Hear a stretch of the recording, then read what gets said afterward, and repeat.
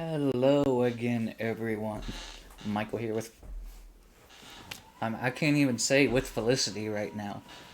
But here we are, hanging out here in the hangar.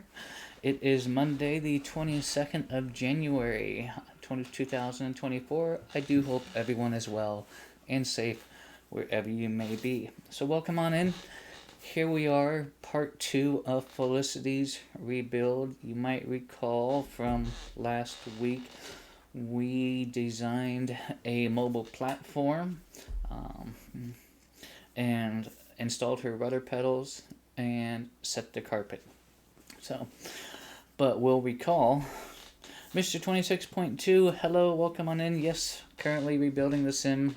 Had to move her, so we are doing the painstaking process of bringing her back to life here in the new hangar. WestJet, hello my friend, hope your weekend went well. Thank you for coming in. Excuse me.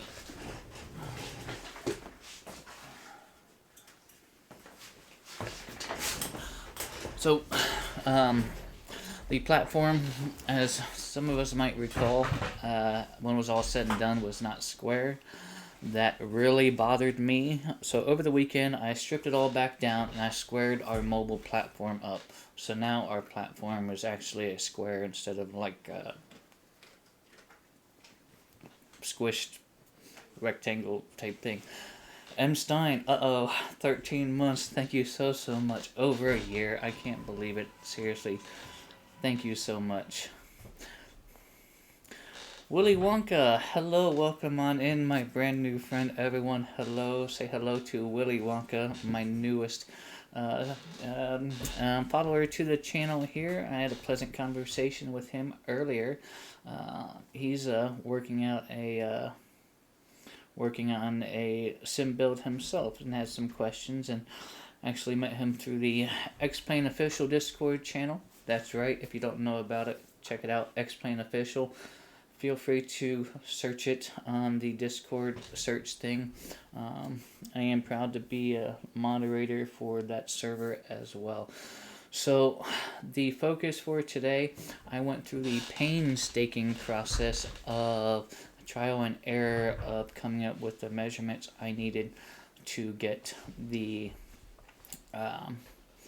yoke panel or the yoke support at the right height, as well as the right depth for the panel. Now, when I say painstaking, I probably made more unnecessary cuts than I should have and wasted more wood than I needed to. But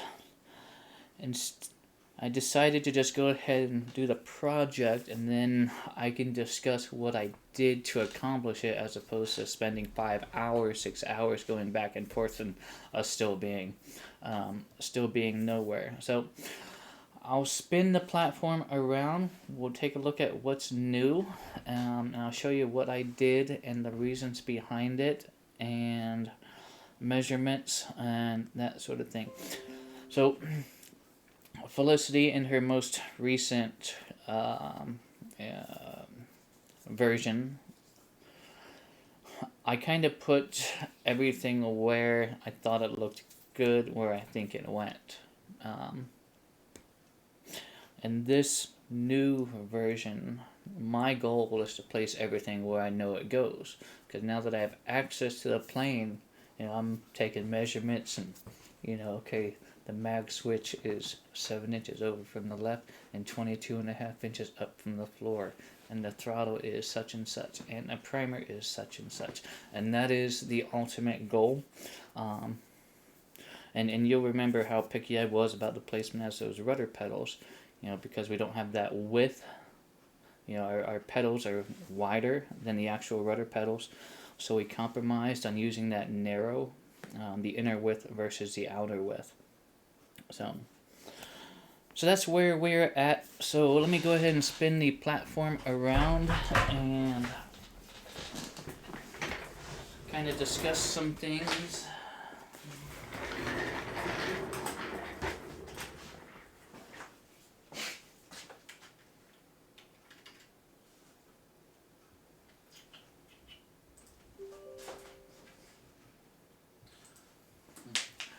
what you see sitting on top of the platform here is essentially what is left of Felicity's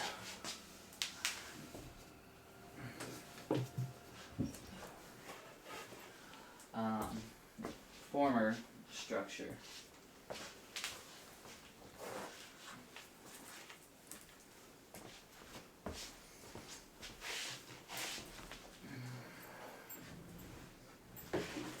And of course, I'm going to have to move some stuff.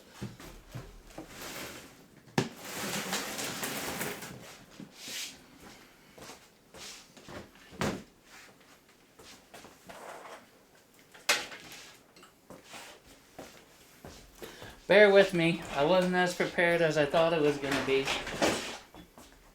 I really just want to get her onto a side profile, and then we'll kind of discuss it.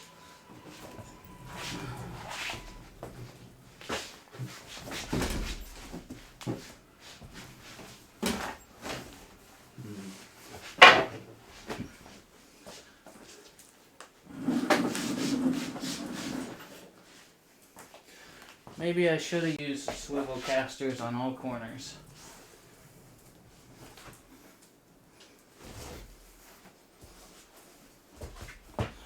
Okay. 18.5 inches was my measured width, left to right from yoke to yoke. So imagine the vertical center. And the way I did this, imagine a vertical center line of our plane, which figure our cabin width. I made this, let's see, it is 45 inches on the exterior. So figure, let's see, this is our painted surface. This is our outside wall.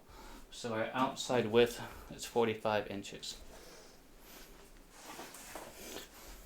Exact middle of that, I split the difference, got to 22.5.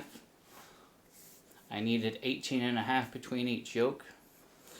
So did a little bit of math and came up with, I forget the number offhand, but that's how I ensured the yokes were centered with the body of the plane, while maintaining the width that I needed to maintain between each. So I built an airplane perimeter. So our platform, this perimeter, this first piece of 2x2, which is 1.5 by 1.5 if you want to get technical about it, and don't forget to keep that in mind when you're measuring. It's not 2x2. This is my airplane boundary. I put this down here so that I knew nothing goes outside of that. And since I'm building this in a modular fashion, the perimeter is going to stay on the platform, and I can mark everything here on the perimeter. That way, as I section each piece, I kind of know where to screw it back down should disassembly need to be required. So we needed to factor our yoke width. We also needed to determine the yoke height. Now this is where I messed up a lot, and I'll tell you why.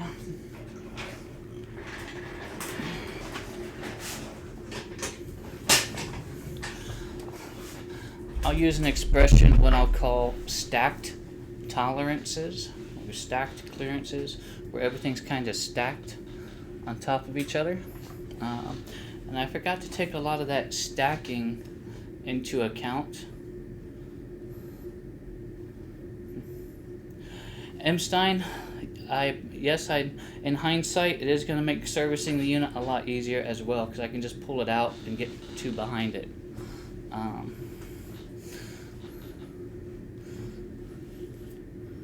M-Stein, or Mr. 26.2.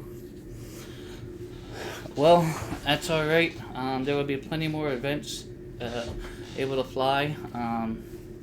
I miss flying with the club myself personally, but we'll get back in the air.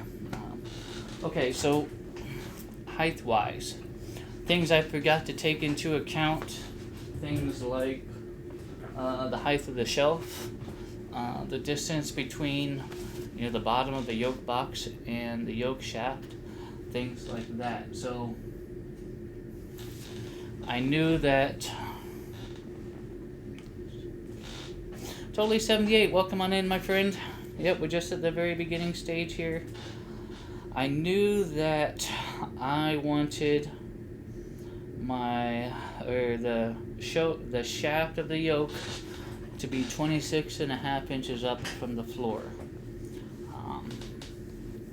So to get that, I had to subtract the 2.5 inches between the yoke shaft and the bottom of the box, and then the 3/4 inch for the shelf, and then the 1.5 inches for the support, and then 1.5 inches for the bottom rail of the support, and then the other 1.5 inches for the perimeter. So there's 1, 2, 3, 4, 5 items there that needed to be subtracted from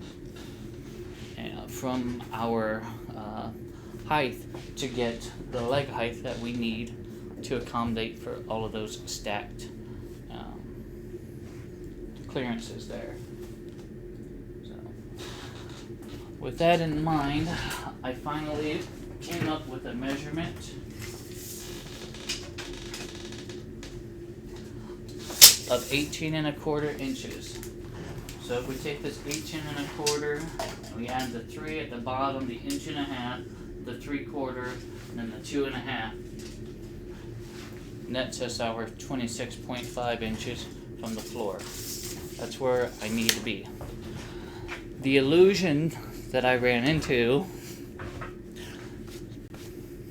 is how the yoke itself actually amounts to the shaft. In the virtual fly yoke, and in this case, the yoke itself, it's mounted high. The shaft is on the lower part of the yoke, whereas in the Cessna, the yoke is mounted lower and the shaft attaches more towards the top part of the yoke. So for the longest time, I sat here looking at this compared to the height of the rudder pedals, just looking at the face of the yokes and second guessing and measuring, and man, it just didn't look right. And then, I cut these legs down to, match the height of the handle to the floor that I measured, but then my shaft didn't line up. So that was a learning thing. I didn't take that into account because the profile itself of the yoke was different. So we got our measurement to determine the height.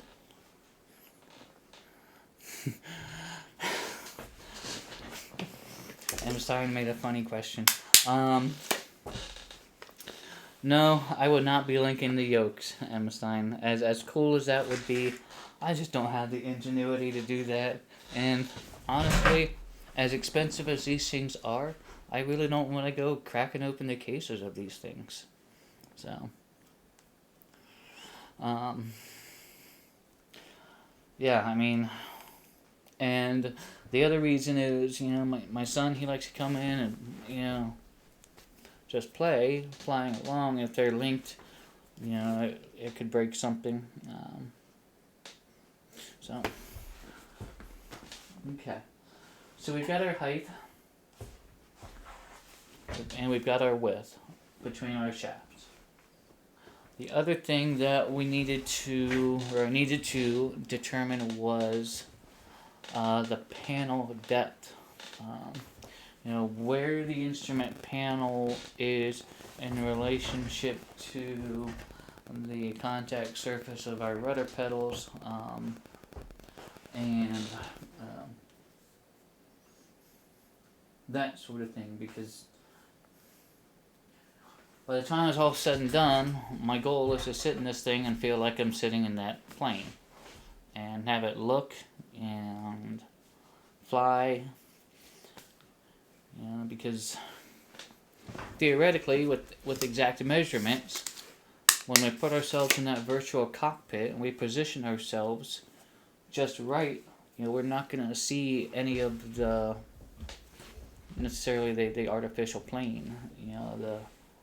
Our air vents will be cover up, or should cover up the drawn air vents and things like that. So that's the goal. So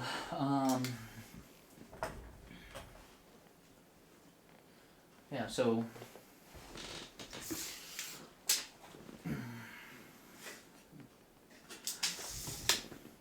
a depth of 19 inches,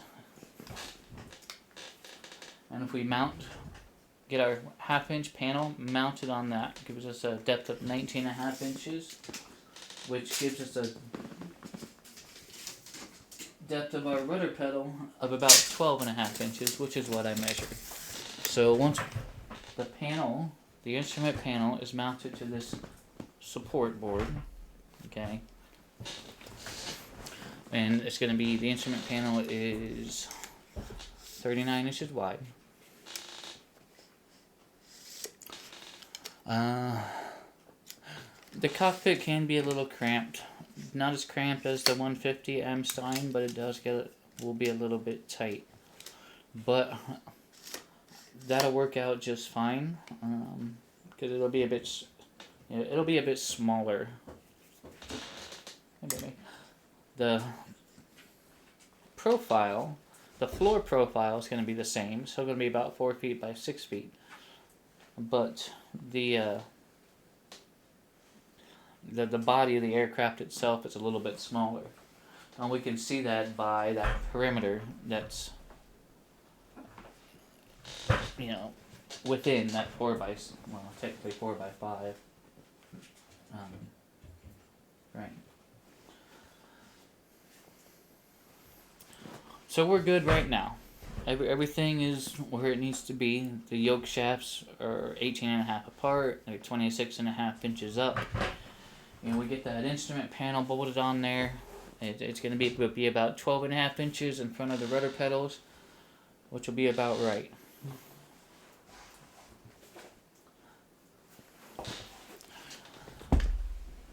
There's a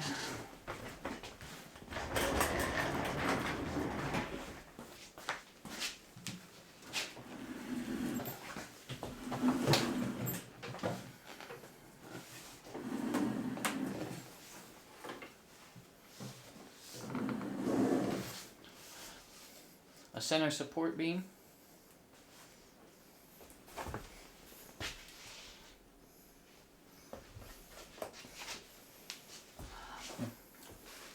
So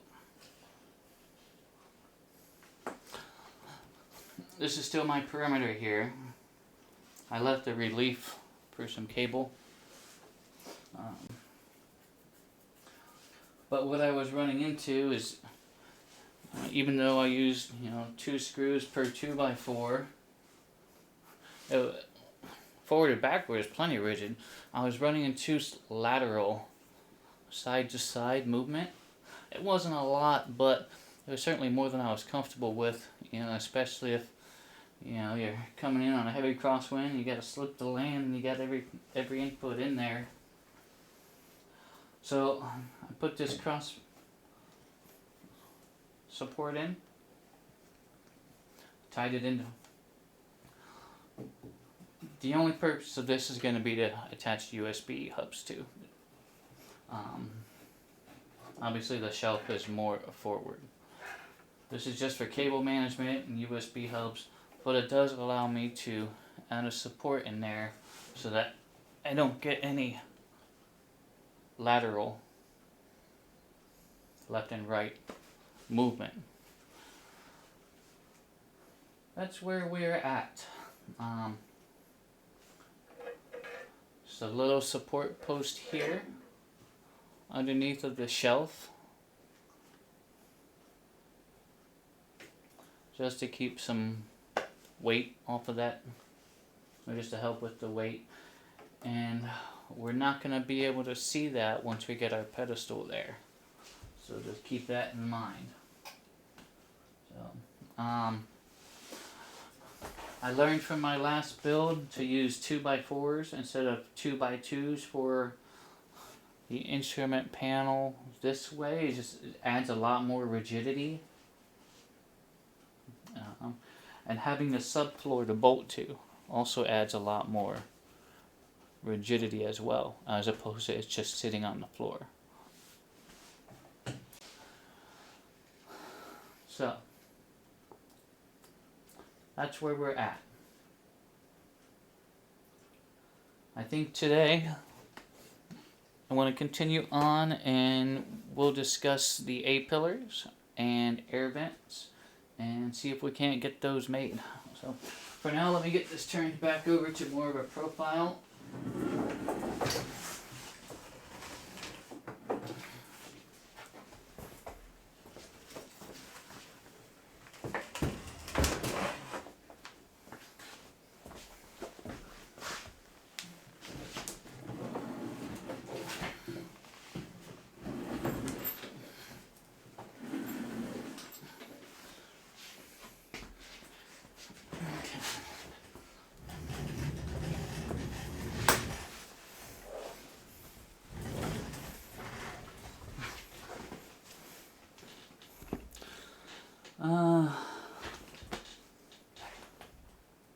Let me see if I can find a photo to help illustrate what we're going to try and accomplish here.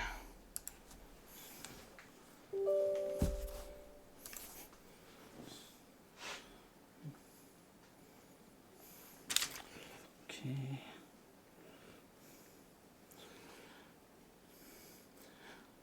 I have to zap these over to my iPad and I'll show you these photos here.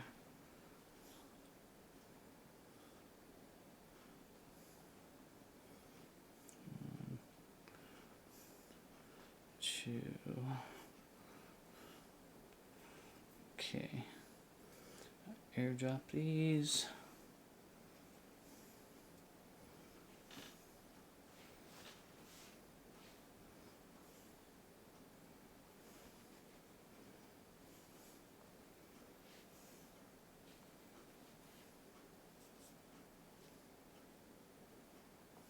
Taking a while. Alright, while those are loading, let me just try and find the stock.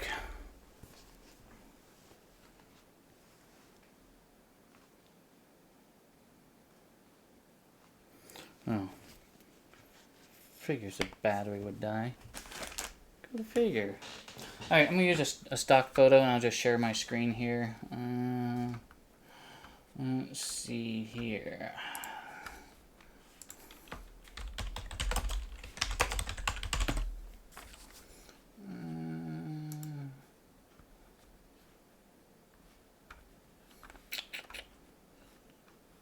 It's not a good picture. It's not a good picture. Oh, here, I'm just going to use this one.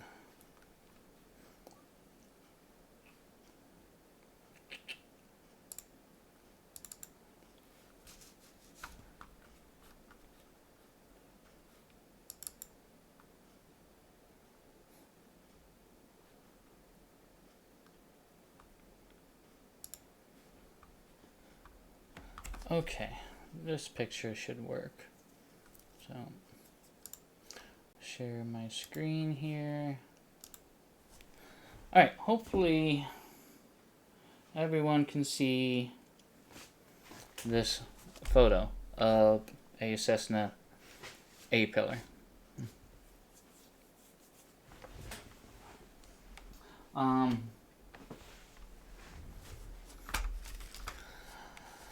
The area that's kind of between the front of the A-pillar and the instrument panel along the lower edge of your front windscreen there, that's about 10 inches. So for instrument panels here, we're going to want to come back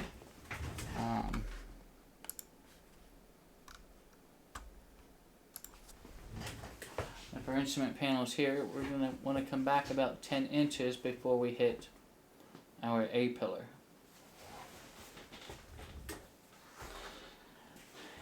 And I have an idea as to how I want to do that.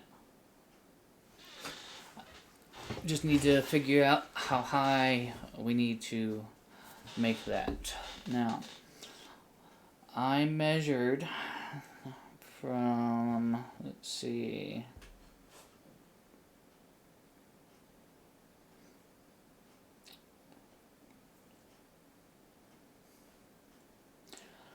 from the floor to the bottom edge of the A-pillar, figure just the bottom edge of it, is 27 and 3/4.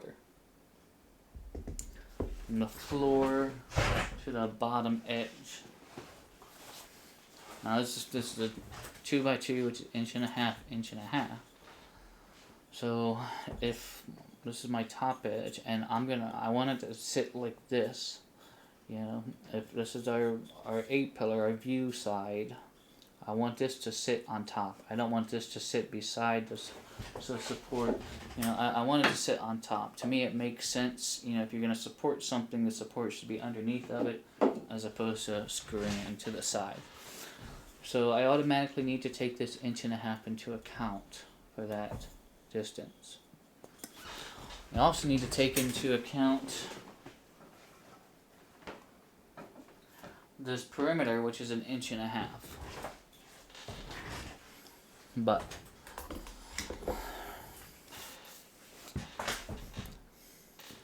yeah, I wish my tablet wasn't dead. Alright, time for some crude drawing time. Let me bring up some paint here.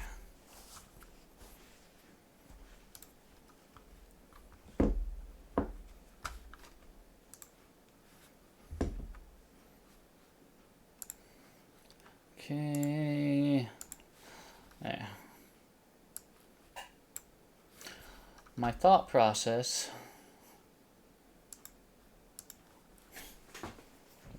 is if, let's just say, where's the line tool?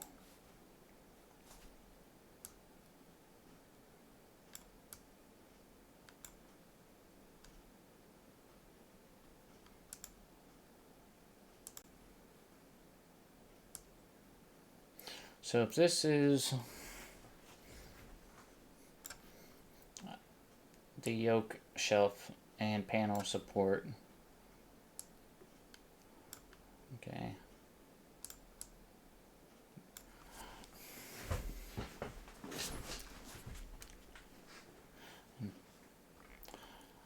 and then our A-pillar is 27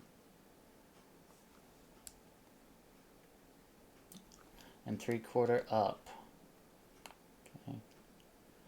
Figure, you know, it's just a crude drawing. You know, we'll measure it with the actual wood. It's just kind of the idea I'm having in my head. And then this part will screw. So this will be the riser to our A-pillar. Essentially,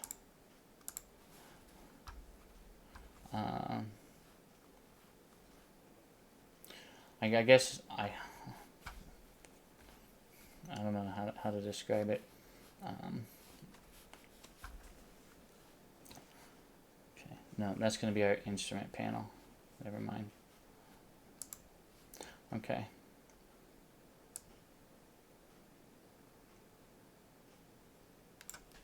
Alright, there's our yoke and our kind of our makeshift instrument panel.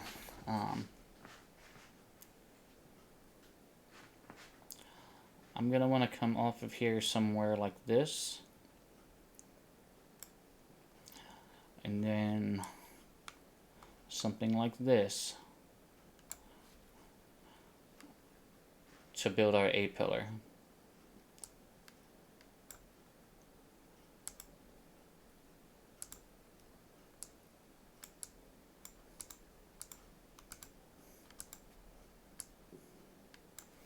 Okay. But I want my A-pillar, and I basically, what I want is from here back to be one piece.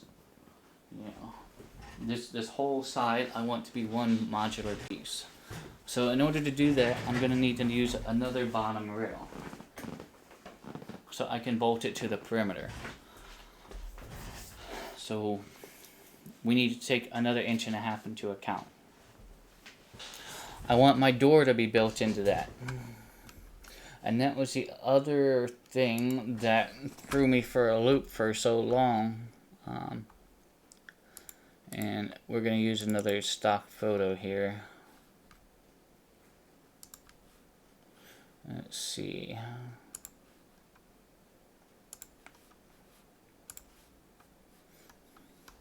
The leading edge of the door tapers. So when I was measuring between the distance between the rudder pedals and the door jamb, the distance was a lot shorter at the bottom than it is at the top. So that threw me for a loop trying to figure out why things weren't jiving. So what I've decided is, since I'm not going to get all fancy and taper my door, we're going to split the difference, and where the A-pillar meets the door, that's going to be our door reference line. So we have our A-pillar here. And again, I want this to be modular, so we're going to need this whole rail on the bottom to bolt to. Okay.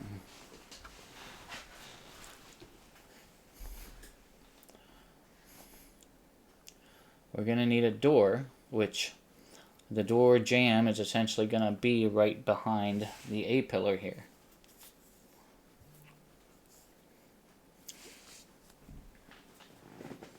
And our door is 34.5 by 40. But our door also requires a frame of at least 1.5 inches on each side. So our 34.5 by 40 is going to include that frame. So our display, our side display, is going to need to fit within. Well, if we take 3 inches away from 34.5, that leaves us 31.5. And let me just see how wide this display is.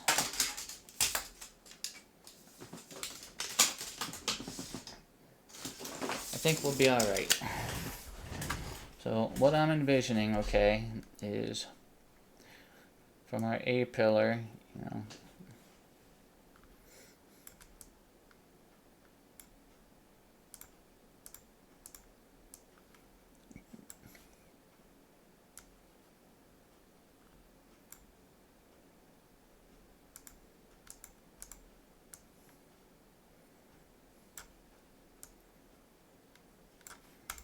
that's kind of what I'm envisioning in my head, with this here being the door.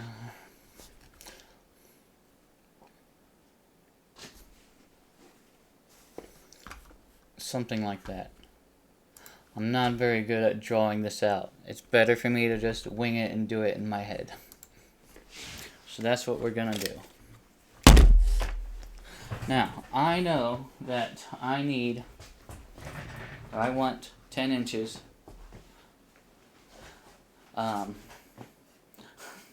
Totally 78 knots. My pleasure, thank you. I need 10 inches between the front of my instrument panel and that A-pillar. So if I'm okay, so if I want another,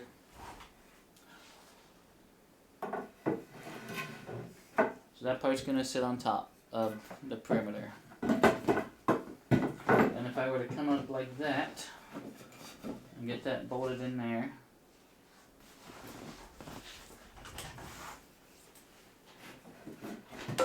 in fact, I'm just going to sit it on the perimeter so we can see what we're looking at. And get that bolted in there, something like that. And then this would get bolted on top. Okay.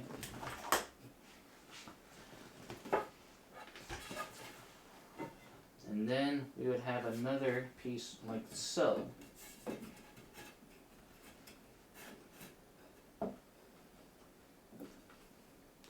Okay, something like that. And then out of some 2x10 stock, I would cut the A-pillar to fit there. So, something like that is what I'm thinking. Now, just because I'm curious, what kind of distance do we have here? Can I use this piece of wood? I need 27.5 inches from the floor to the top of my A-pillar piece here.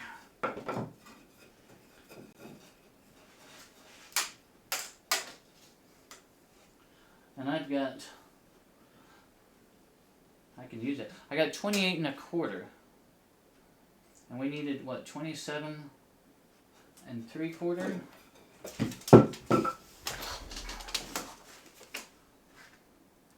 $27 3/4. So I can use this piece. Just got to take a 1/2 inch off of it. And is this one? Yeah. So I can use both of those pieces.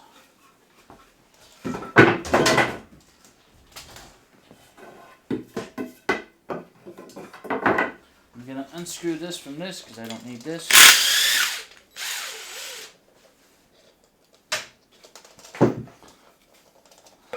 So if we take off 1/2 inch of each of these 2x2s, when we add the 2x2 on top, that'll give us our exact height for our A-pillar. So what we need to figure out now is how deep these top boards need to be made. And this is where those stacked tolerances are coming into play. Because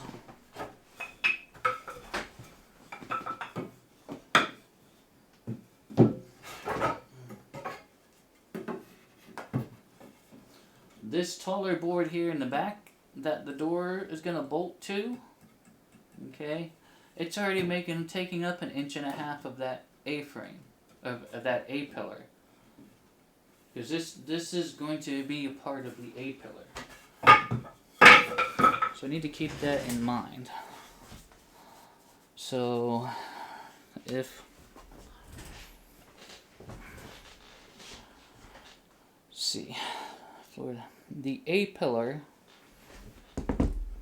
it tapers. At the bottom, it starts at 4 inches and it tapers up to 3 inches. So it loses 1 inch in that taper. Obviously, the back edge is straight, the front edge is going to be tapered.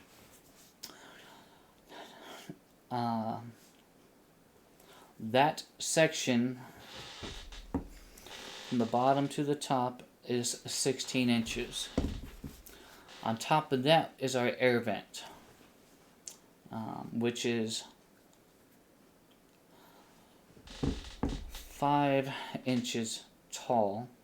No, 5.75 inches tall and 6.5 inches, or 6.5 inches long for our air vent. And they are going to be functional down the line. I'm going to take it one step further than the last iteration. And here's how we're going to do this. If you've ever been in the 172, you've got that A-pillar that comes up. It's kind of hard to explain, but your air vent, that it's not flush, it's kind of recessed back in there. It kind of goes into the wing a bit.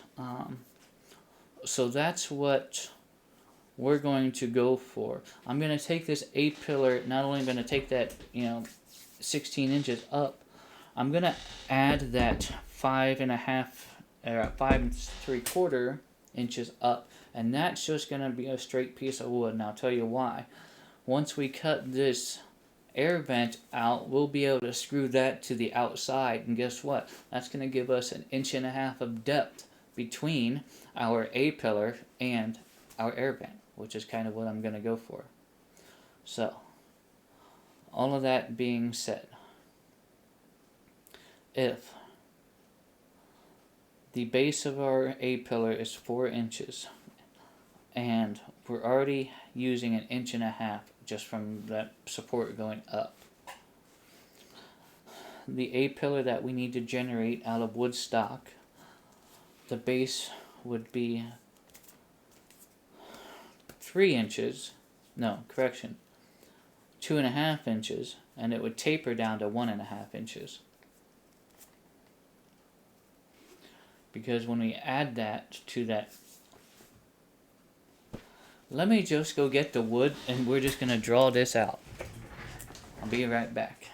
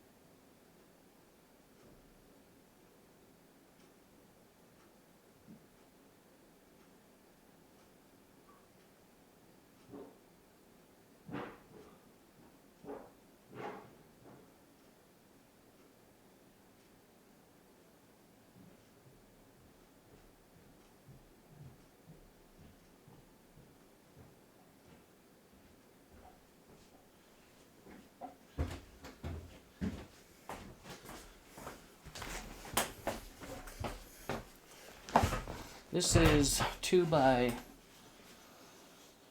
I want to say 2 by 12. It might be 2 by 10, but I'm hoping to get 2 pieces, both A-pillars, out of this piece of 2 by 10. So, let me grab my marker here.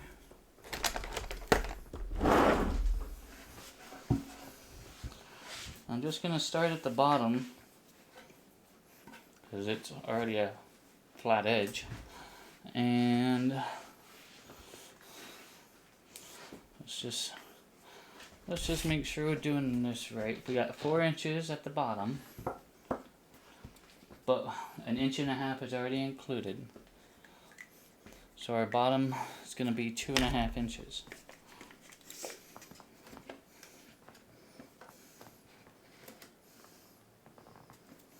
Okay. And then if it's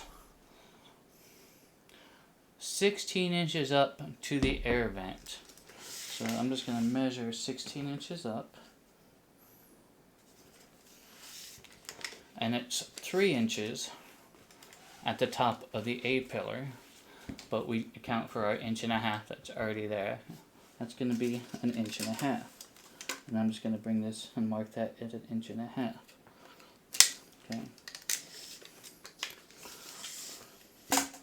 And then my air vent is 5.5 inches tall.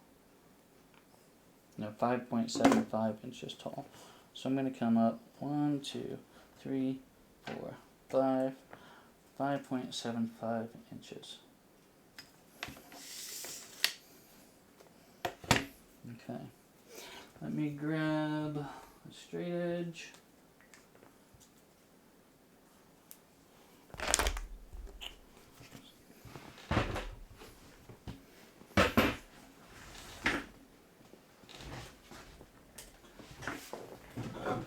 Don't use one of these pieces of wood as a straight edge. Don't do that. Guarantee you none of that straight. I'm gonna go grab the straight edge.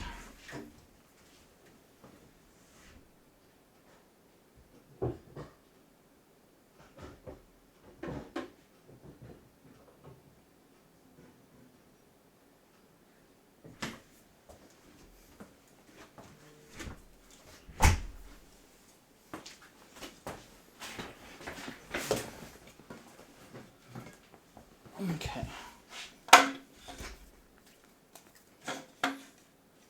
1.5 inches.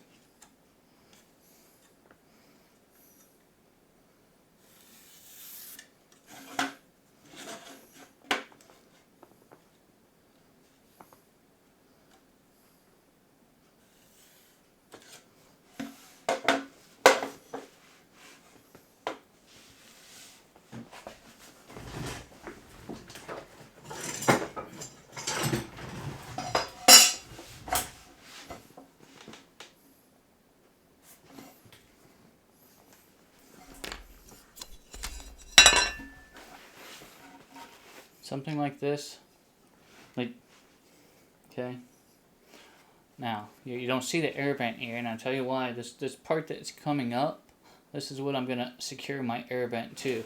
That way, when we profile it, the air vent is actually going to be, it's going to have depth to it from the cabin, if that makes sense. So, and just now I can kind of explain it. And we can even kind of double check our work before we actually cut it. But the theory is, once, we get that bolted up there, get that bolted up there, there's our, total measurement. And I can even kind of confirm this.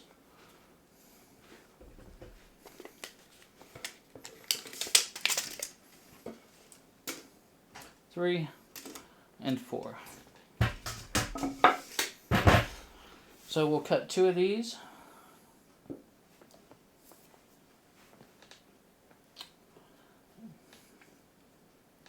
I think I'll cut this one and then just trace it. I'll lay it over this board and trace it.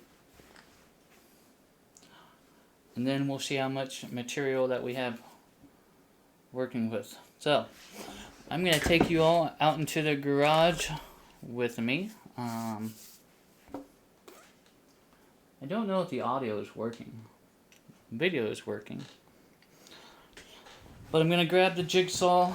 We'll be out there for a few minutes. But I'm going to jigsaw this. Yeah, probably ought to jigsaw this. As opposed to circular saw it. So I'm going to jigsaw this out. I'm going to lay it over and trace it. I'm going to cut another one out. And then we'll come back in and chit chat. Okay, but before we do that, I'm just going to head to the restroom real quick. And then I'll come back out, and then we'll head to the garage.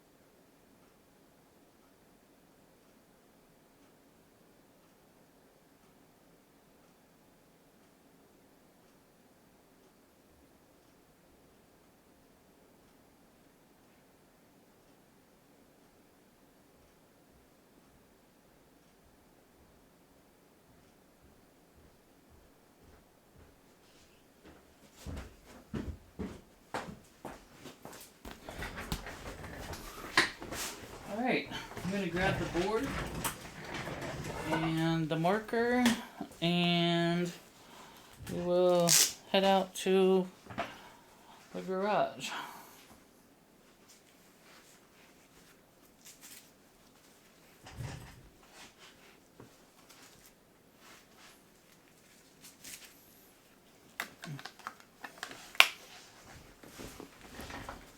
Okay.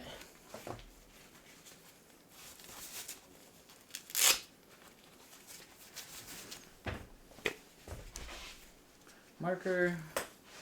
So don't even need the tape measure. Grab this.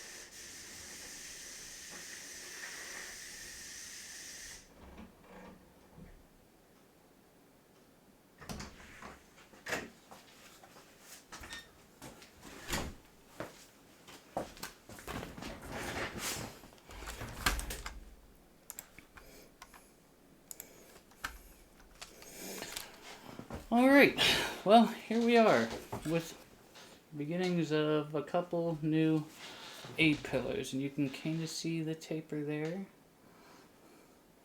But in theory is, you got kind of a taper there.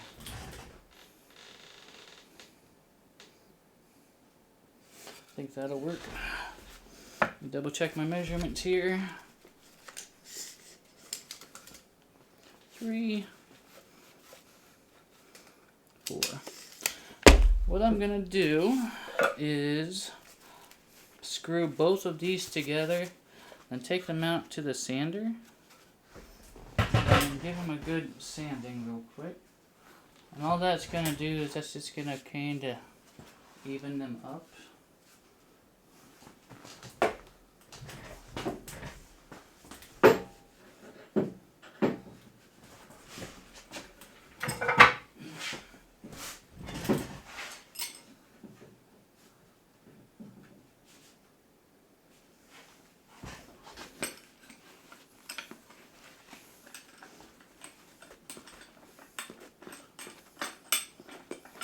I'm going to clamp them together, and then I'm going to screw them together once I'm sure they're even.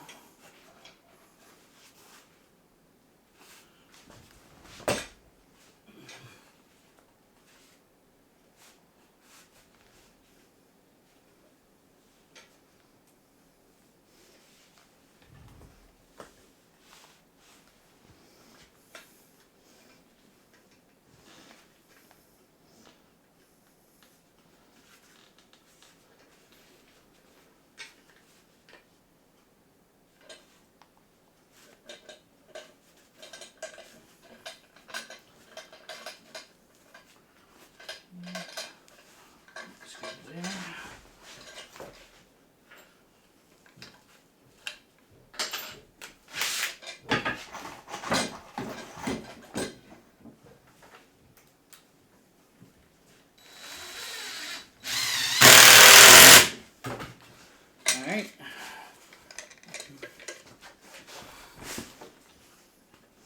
One more screw.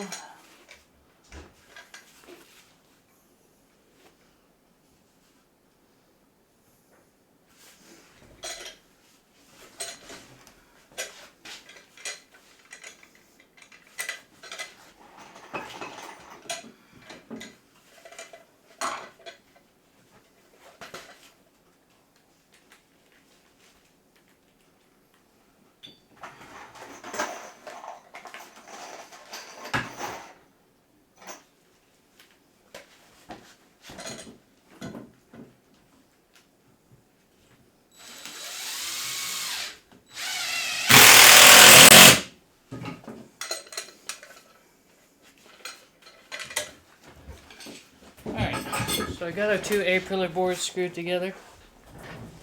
Hi. Hey. What you up to? Well, just on this break. Okay. Seeing what you're doing. Building the airplane. Alright. Have fun. Okay. Don't cut your finger off. My pieces are screwed together. I'm just going to take them out to the sander. Just kind of sand them down a little bit. Just to kind of even them out because they're not even because I can't cut a straight line. So let's head back out to the garage and I'll see you out there in just a second.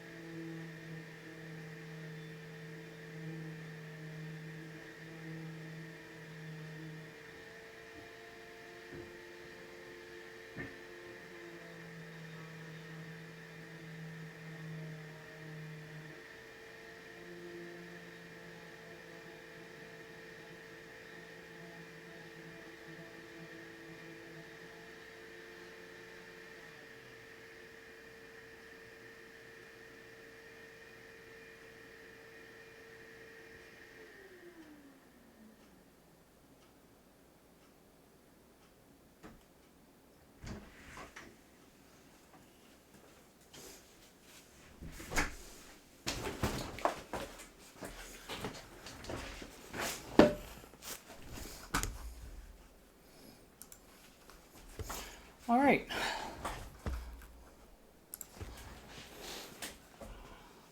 Part of our A-pillars are complete. We'll just go ahead and unscrew these from each other. And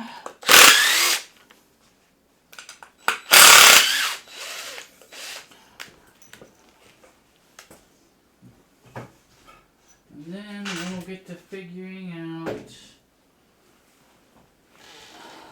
how far we need our crossboards to go back.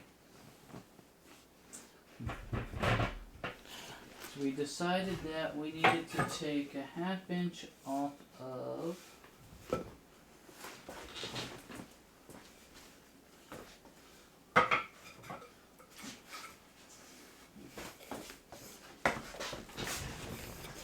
1/2 inch off of each one going up to get our 27 3/4, right?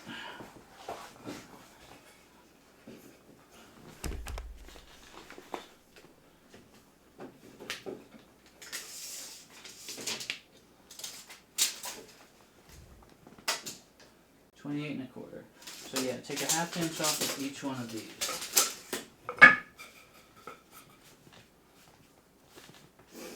Take a 1/2 inch off of each one of those. Let me just go ahead and mark them now.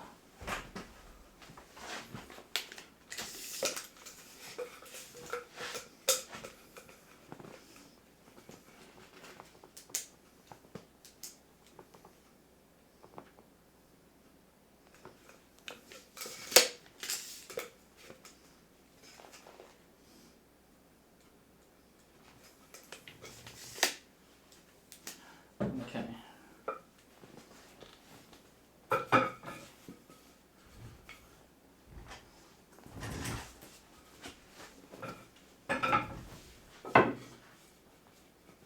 For now,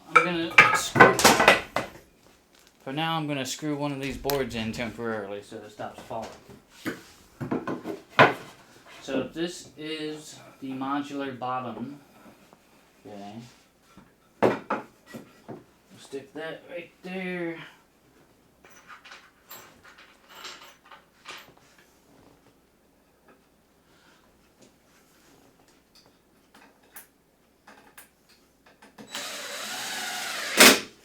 It's just to hold it in place temporarily.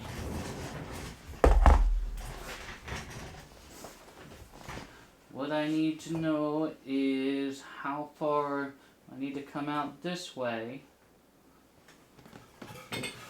to hit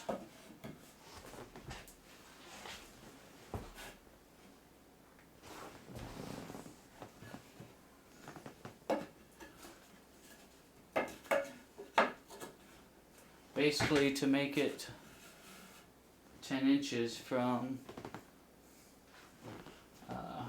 essentially the front of the instrument panel to the A-pillar. So we need to take into account that our instrument panel is a 1/2 inch thick. So that automatically gets rid of a 1/2 inch on our first post or beam or piece of wood here, front support. So 1/2 inch.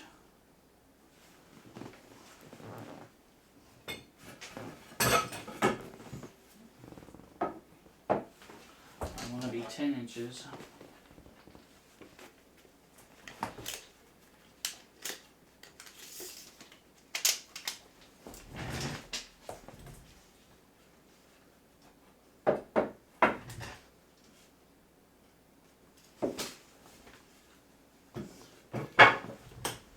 I'm going to measure it along the bottom, it's going to be easier.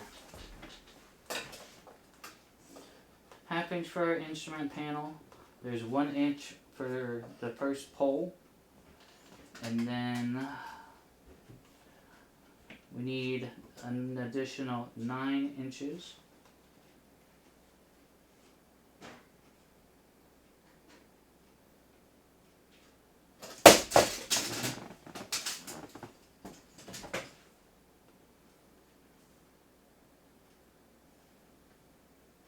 So 9 inches plus our 2.5. So I'm thinking maybe 11.5. Let's figure this out here. In fact, I'm going to go one step further and just screw one of these to one of these at about the right location so that it just helps with measuring.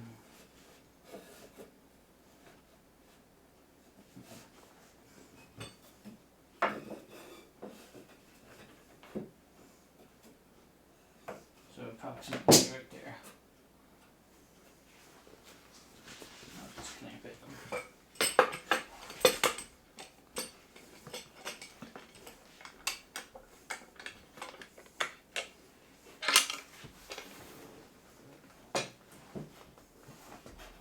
Okay. How far do I need to make this board to get this point 10 inches away from 1/2 inch from here?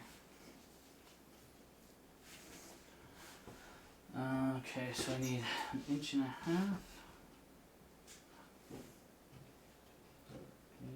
And that's automatically 2.5 at the bottom. 2.5 at the bottom. 1.5 inches.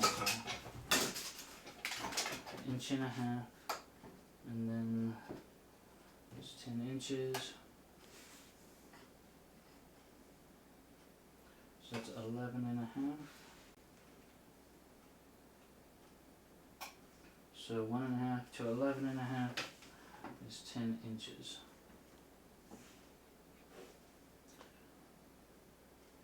Okay.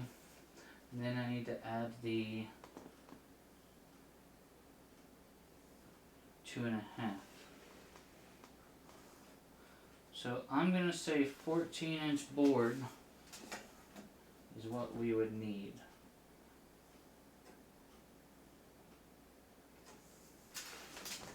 I think 14 inches is the magic number.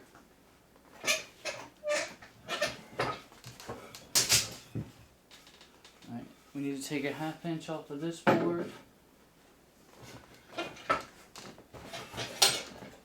And where's the other board? Oh, it's already screwed in there. And take a 1/2 inch off of this board.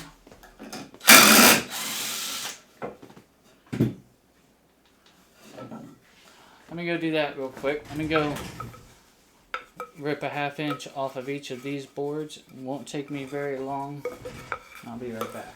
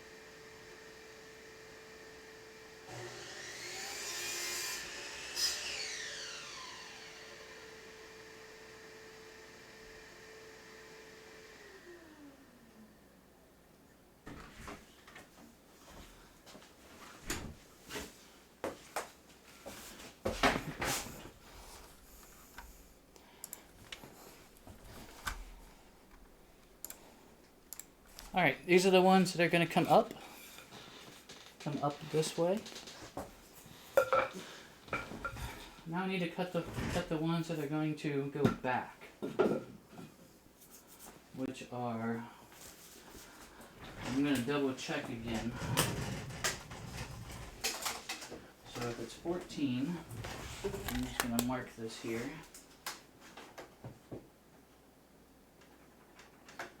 That board that we cut is going to be 14 inches.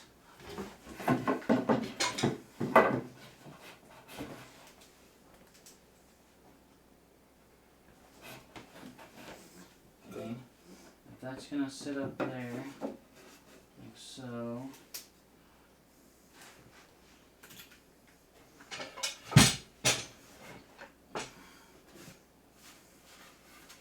Inches. 14 inches would be right about there. Okay.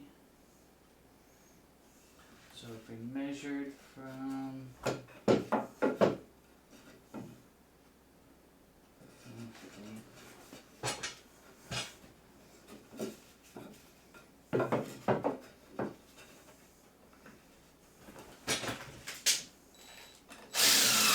hold that.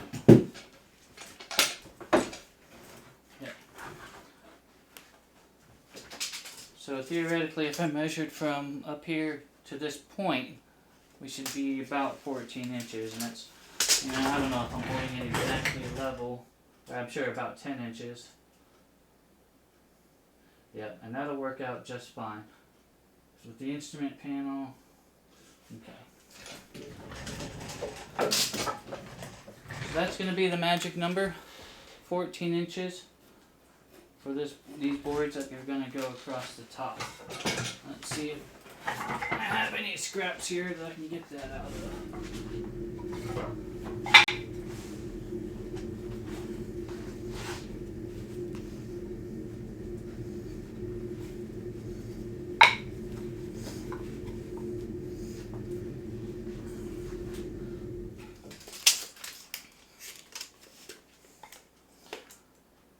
Yep, looks like that'll probably work. Alright, so we'll go cut these two down to 14.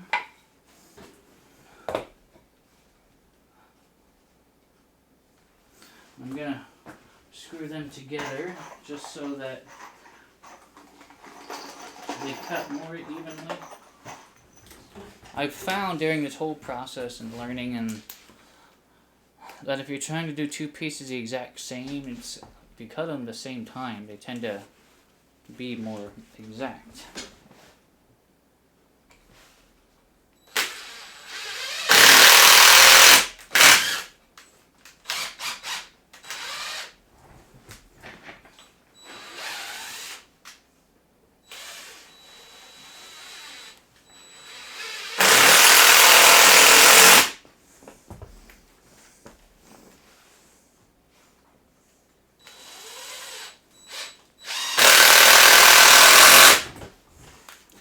Alright, let's head back out to the garage. We'll go ahead and cut these down to 14 inches and bring them back in and try and get at least something put together.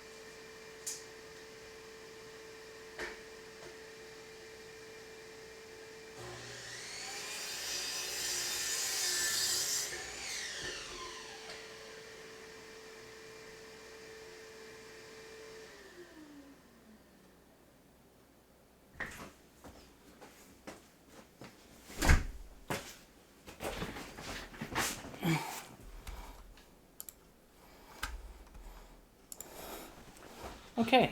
Gotta unscrew these boards, and these boards again, these are gonna be our. I know they have a technical name for that area. It's the leading area before the A-pillar there. Let's unscrew these from each other.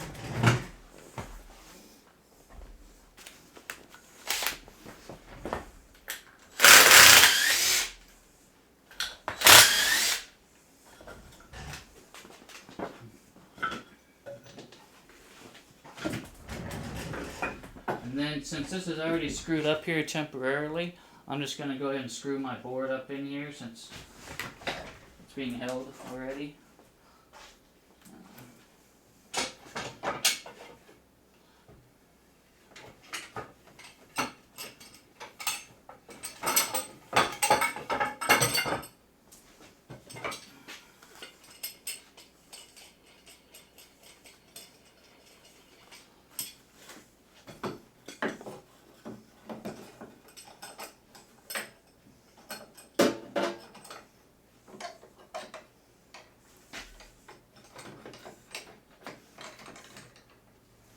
I need to get some actual wood clamps. This is what happens when you have a car guy playing with wood on a fake airplane. Okay. That looks good there. I'm using 3-inch screws for the 1.5-inch connections to get through the first 1.5 inches.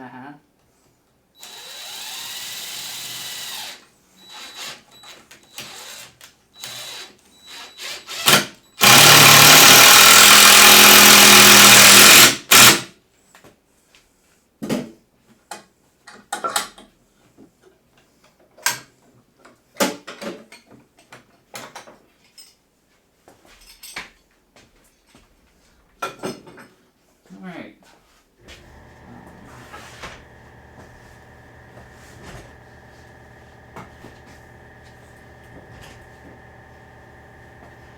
Now I can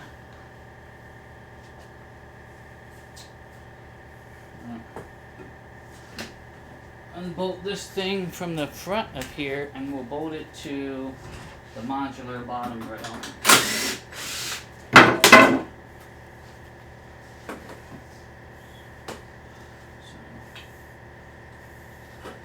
We want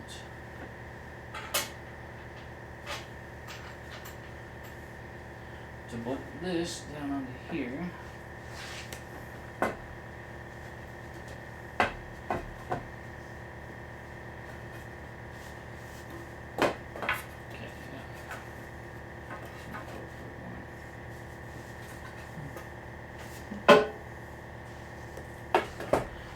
And I'm going to start my screw into the board first and then hold it up to the other one and screw it in.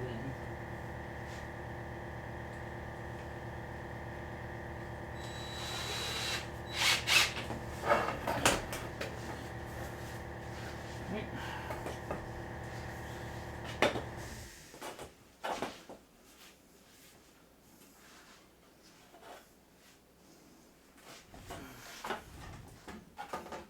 Look at that, just about the right height almost. Maybe a little too high.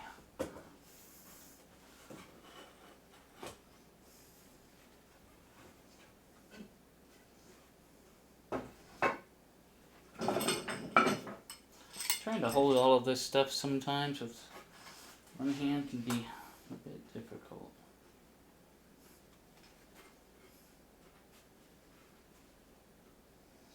Let's see.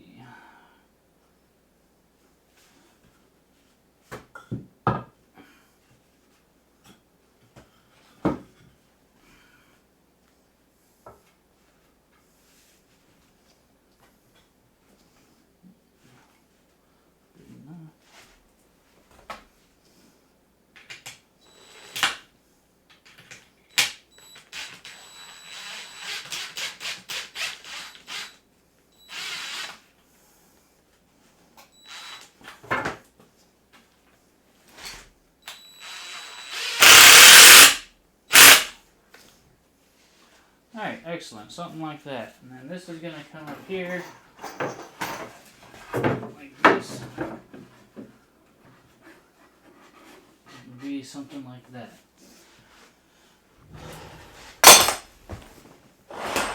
So this board here we cut at 14 inches. Probably so, M. Stein. So we need to measure out 14 inches along the bottom to know where to attach the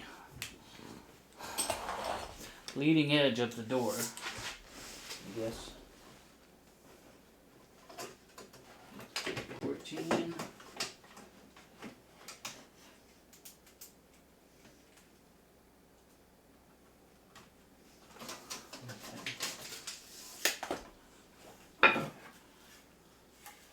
And then this is going to go something like that.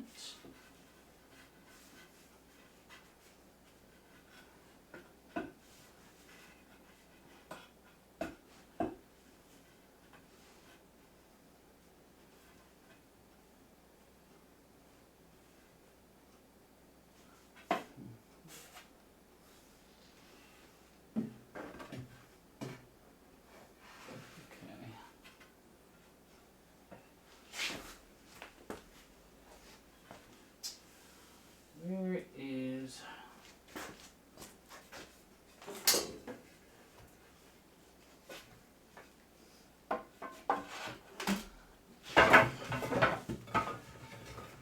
I used the wrong board along the bottom.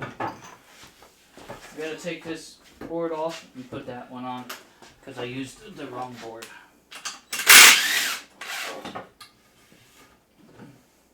This one's just a little bit longer.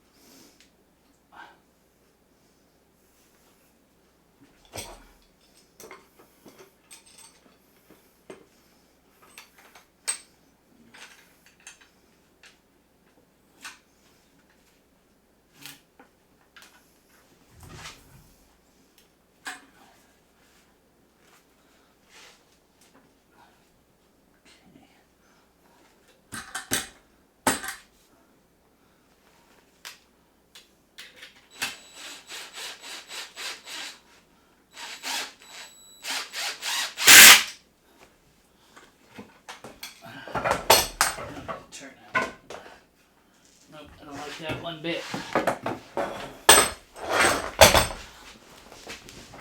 just gonna do this on the floor where I can use my legs to hold it.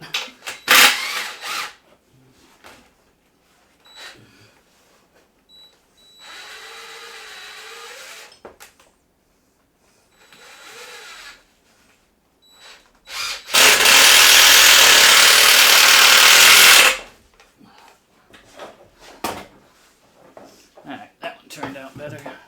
Oh, I didn't want that.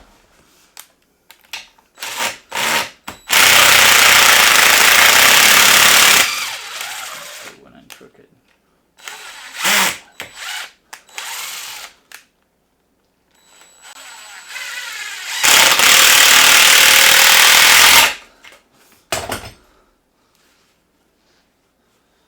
Okay.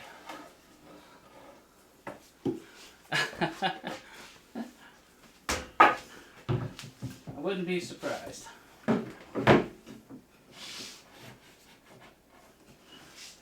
so that'll go like that. Need to measure out 14 inches again because I measured it on the wrong one.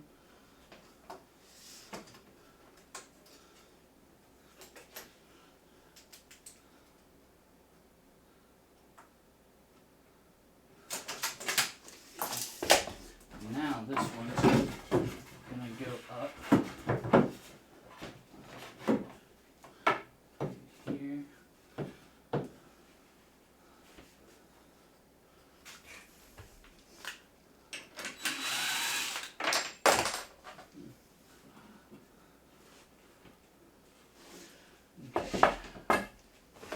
Let's double check here. Inside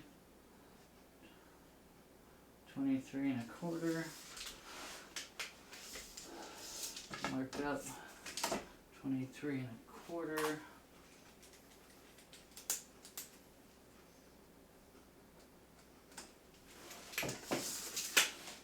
So that we know that this one is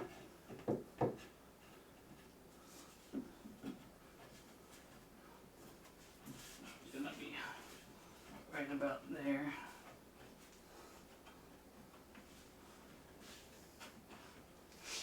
Sometimes this wood is a little bit warped.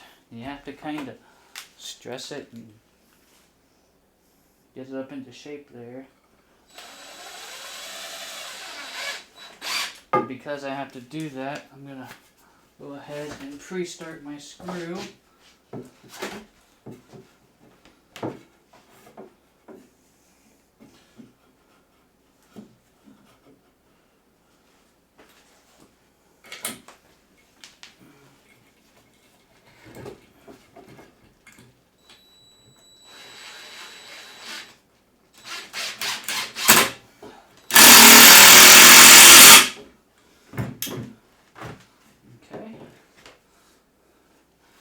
We're going to do it at the bottom here.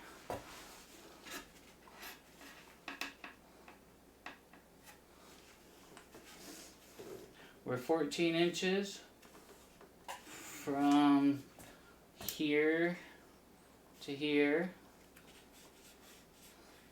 Okay, again 14 inches from the very back up to this line. So that's how I know where to screw in so that we have a perfect square here.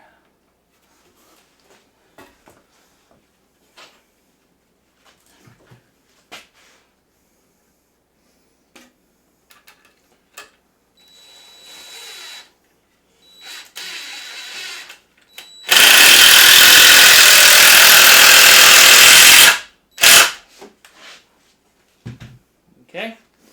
Okay. So now this assembly, again modular, is going to get bolted right here. Okay. This now serves as a foundation for my door. The door hinges will bolt here. So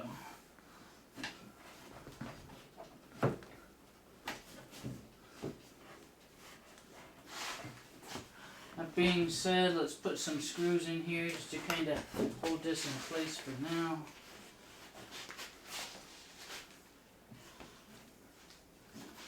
Grab this clamp.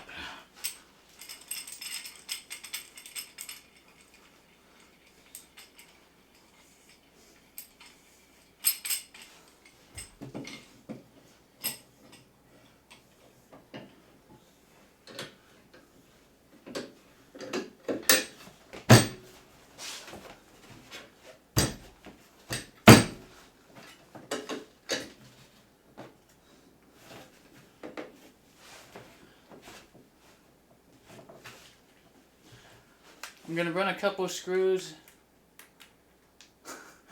in the bottom rail just to hold it in place here on the perimeter.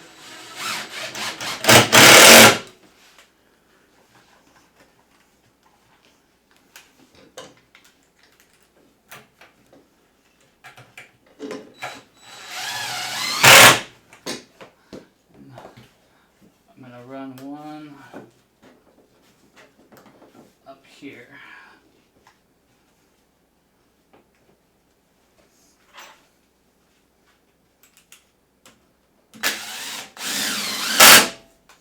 Okay.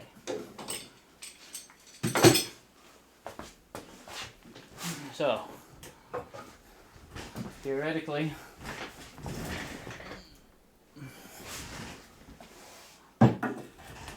put that there.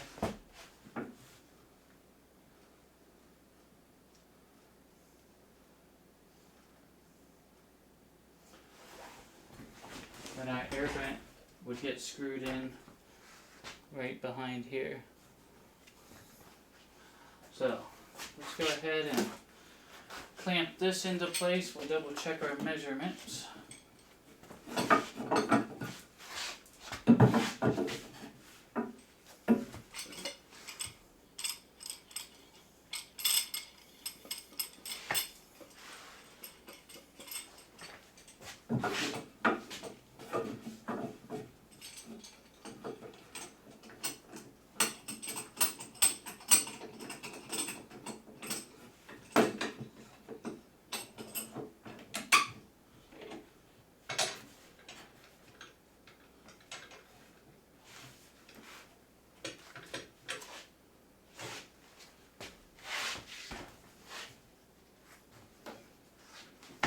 Okay.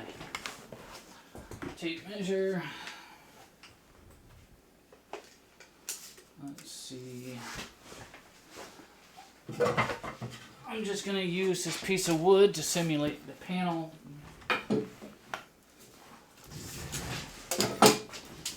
Let's see what we've got.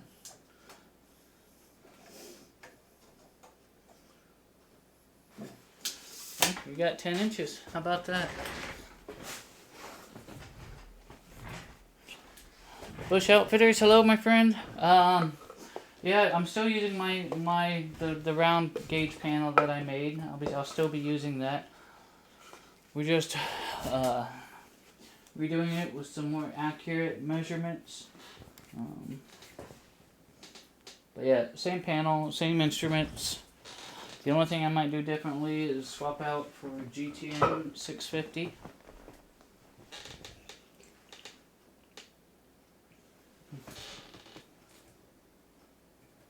Alright.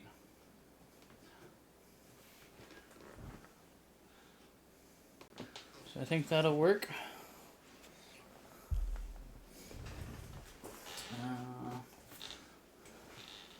Let's run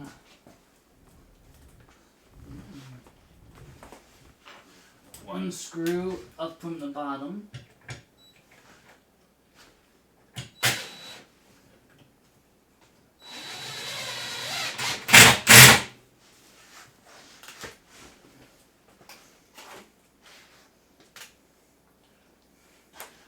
Probably two screws up through this way. I built this room 12 feet by 14 feet.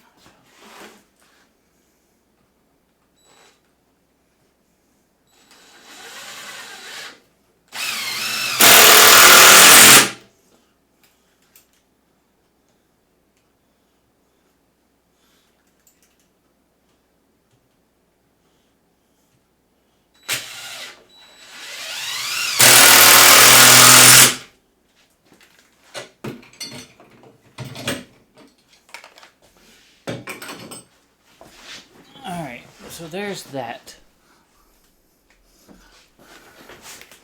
Now, the only thing to do next is to make our air vent. So let me go grab that piece of wood, that marker, see if I can get that drawn out real quick.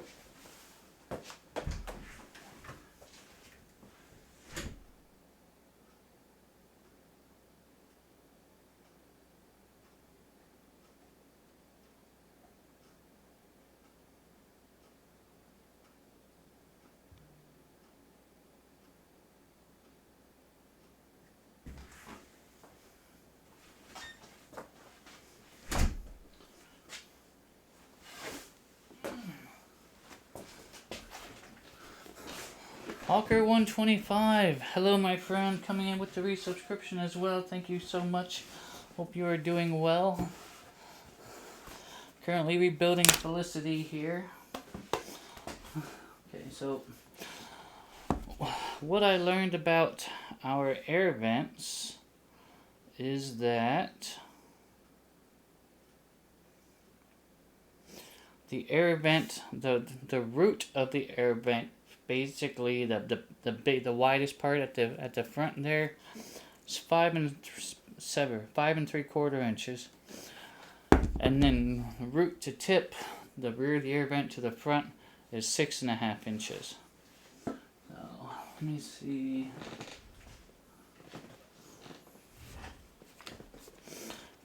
How big this is. Alright. So we're 5.75.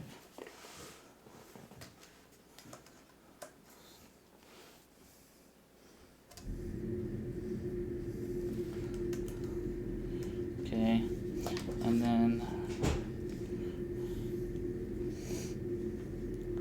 6.5.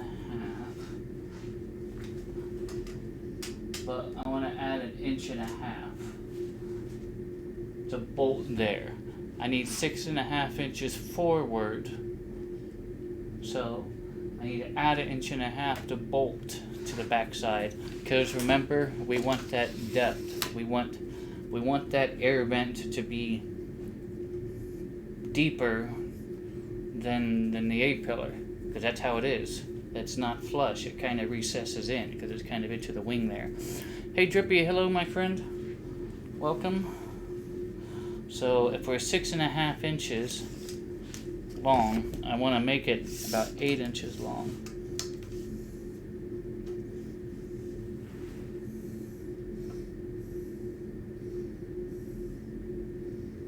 Okay.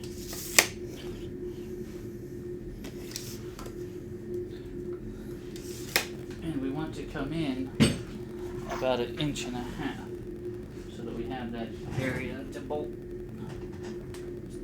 What did I do with that triangle?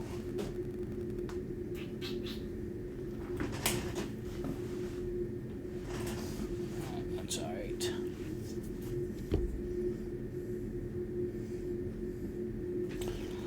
Okay, so once I find my triangle, which I don't know what I did with it.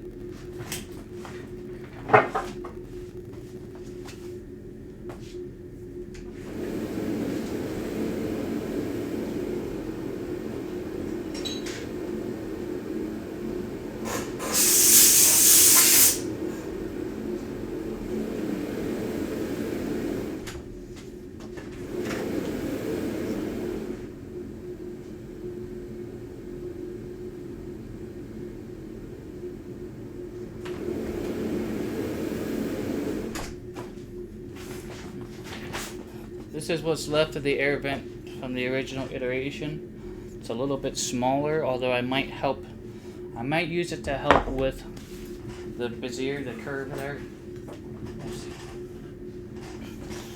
But either way,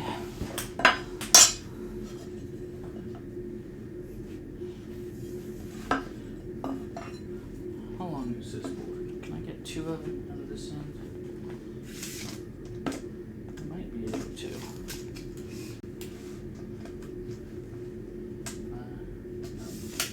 Oh, sure can.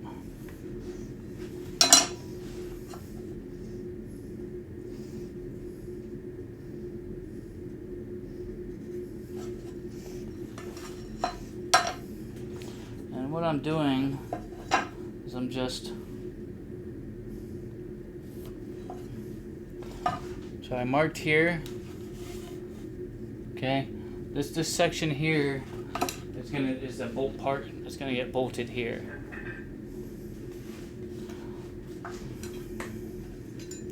So essentially,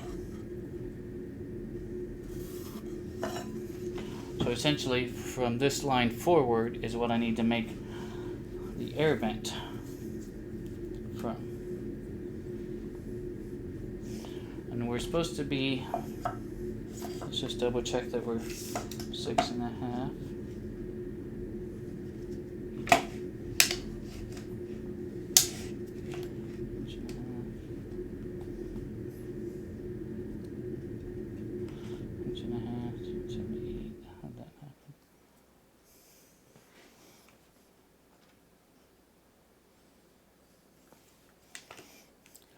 Is that right? 6.5 inches long.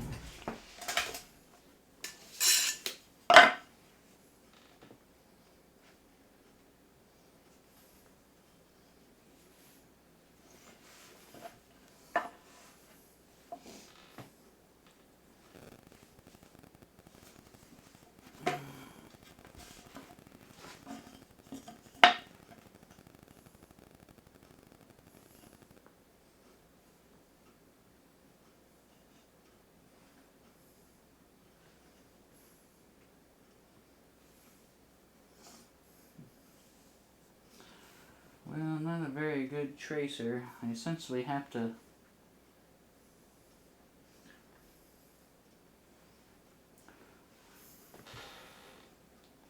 how do I want to do this? I suppose I could do it like that.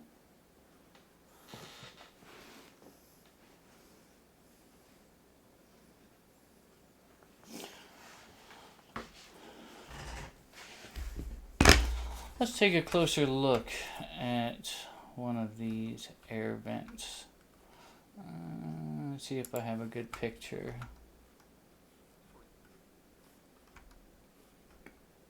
Not readily available. I do not. That's alright, I'm just gonna wing it. It doesn't have to be exact, it just has to look close. As long as the measurements are the same, it should be alright.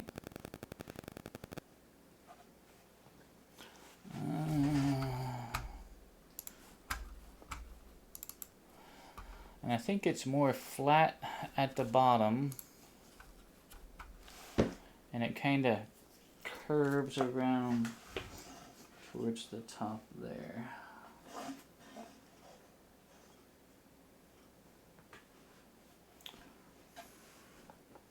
I don't have a good template or anything. It's alright, we'll just do it here. Let's find...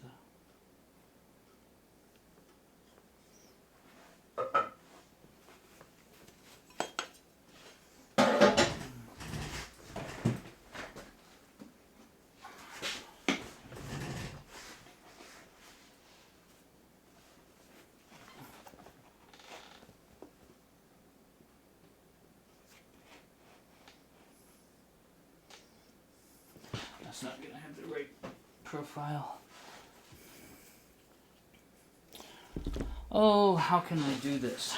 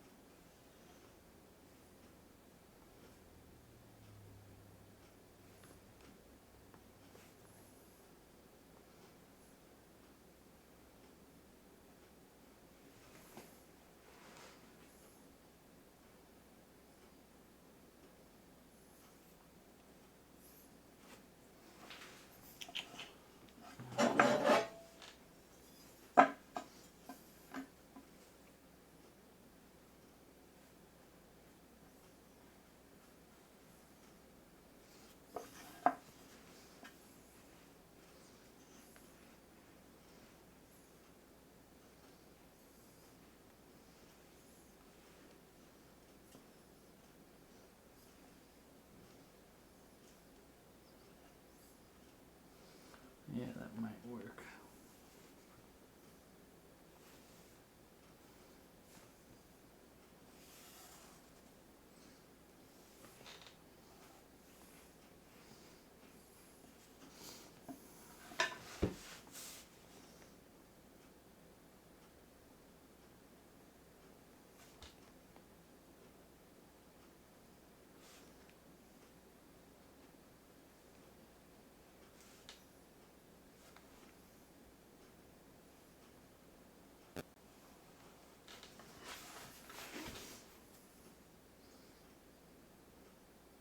I do want to thank everyone for coming in and hanging out for a bit this evening.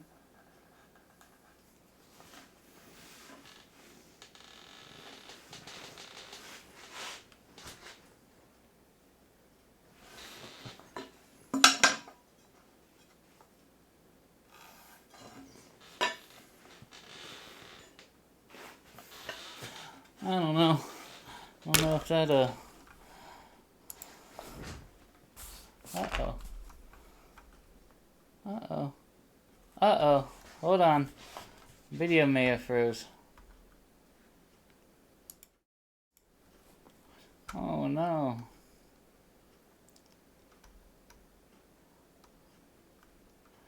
Alright, let's try something.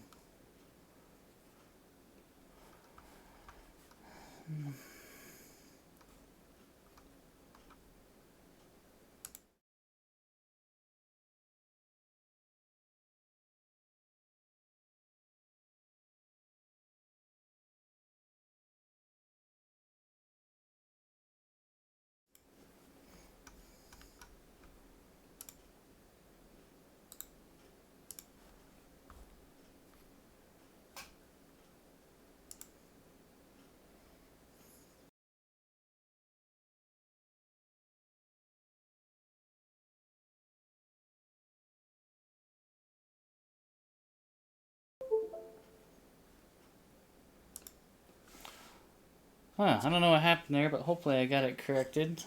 I can see me. Hopefully anyone else can see me. I do apologize about that. So yes, the video was frozen for a while.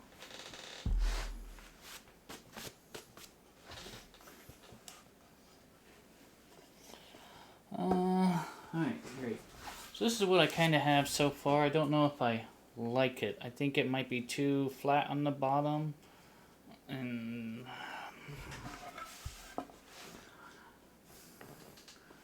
I don't know.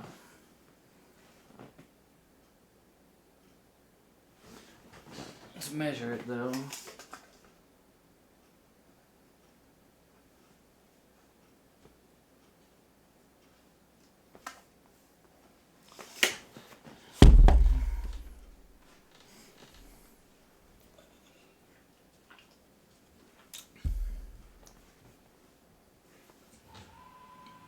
Yep, I don't like that one. Alright, different color markers so we don't get confused.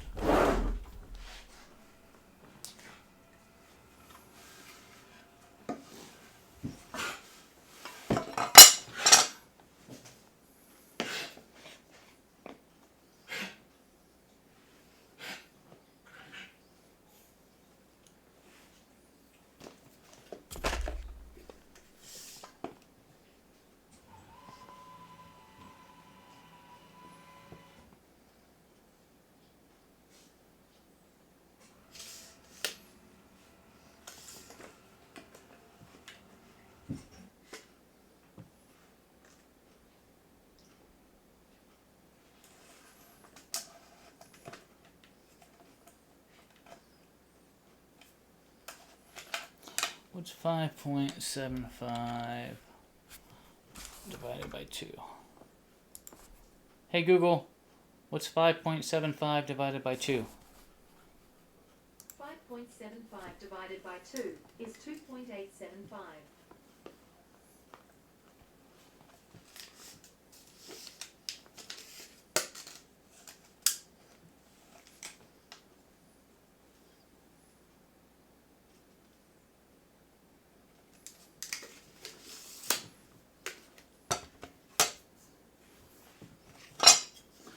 Okay.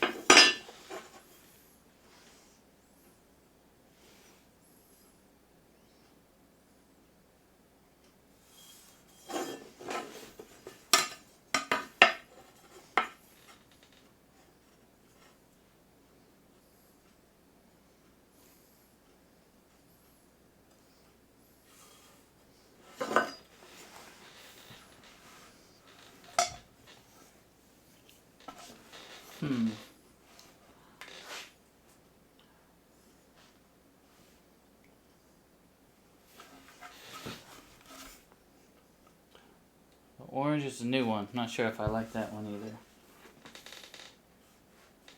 I should have measured the front radius of that thing somehow.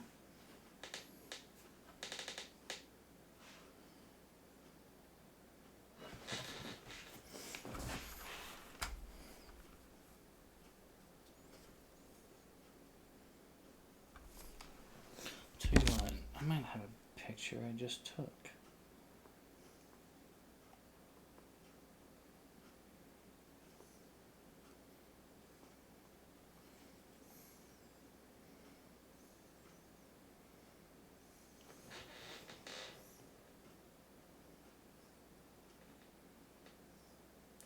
Yeah, I'd say that would be about right. Kind of curves up and kind of curves down.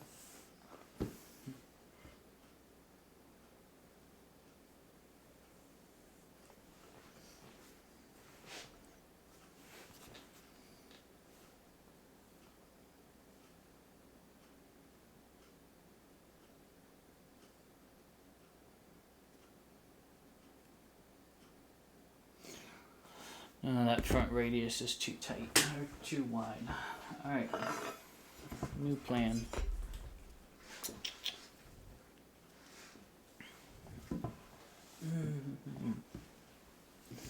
What can I use? What can I use?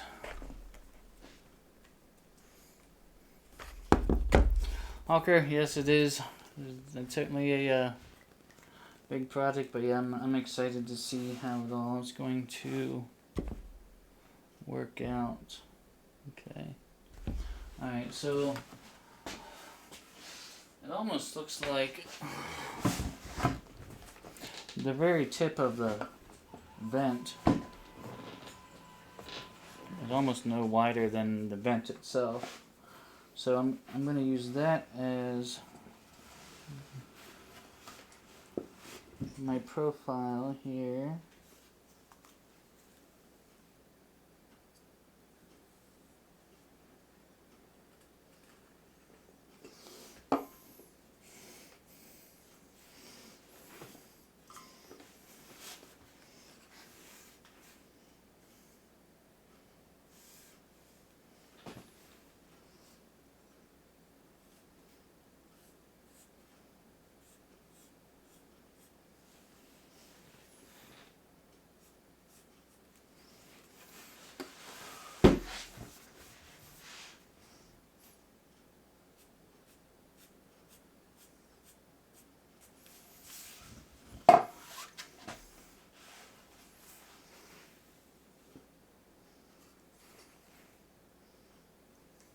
I think I like that.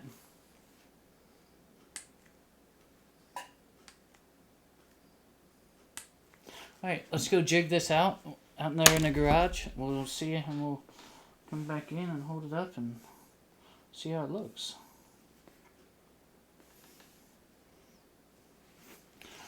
Alright, I'll see you out there in the garage.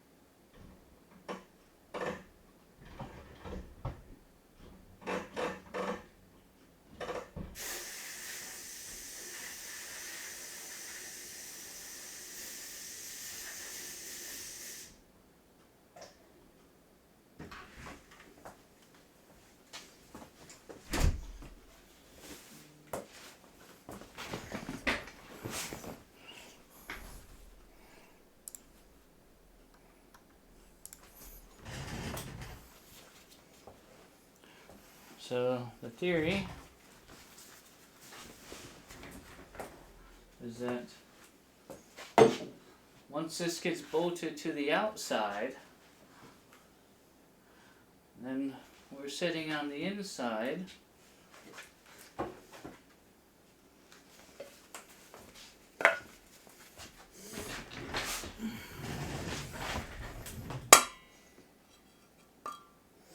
that's it.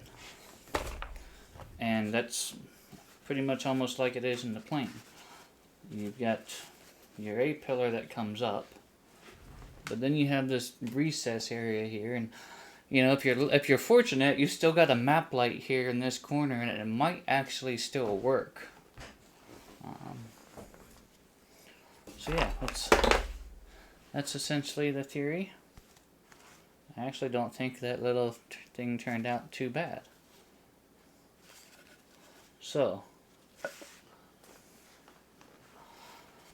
going to grab the marker and I'm going to go back out to the garage and trace another one.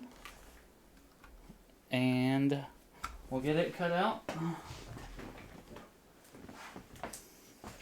And yeah, I'll bring it back in here, then we'll screw them together, we'll go sand them, and at least get the one mounted to here, and then probably have to call it an evening. Back out to the garage we go.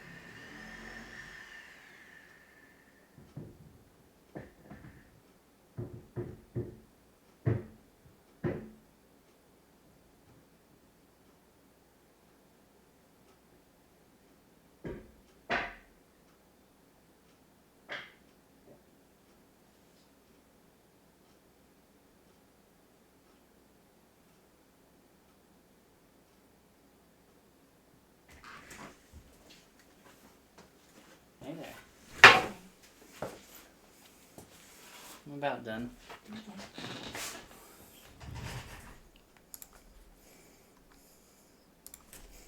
Right, here we are with our 2 air vents. What I'm going to do is screw them together and then take them back out. We'll clean them up, sand them up a little bit. Bring it back in, separate them, mount one up, see how it looks. And then probably have to call it a night from there.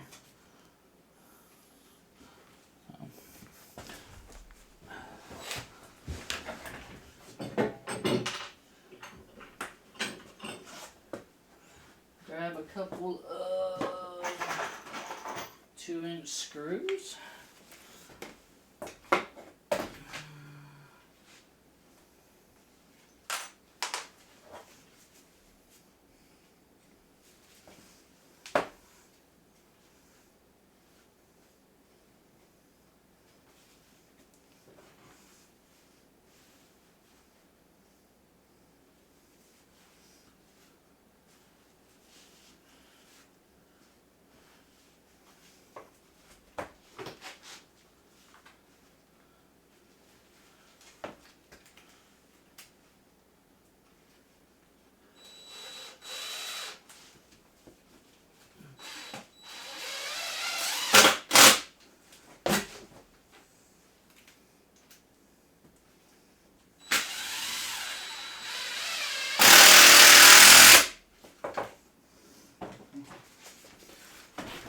Alright, all I did here was simply screw these together.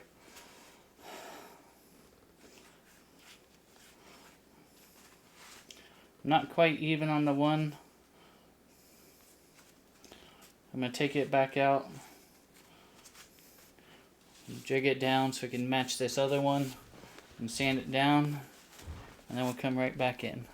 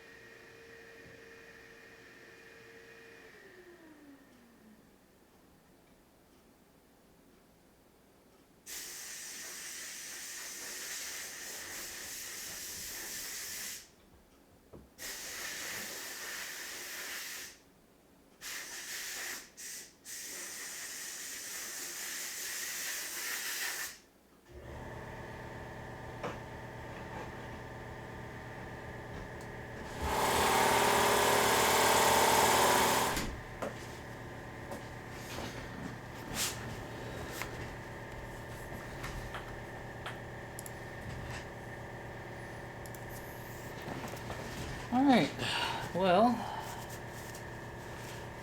didn't turn out too bad. I'm gonna go ahead and unscrew each of these from themselves.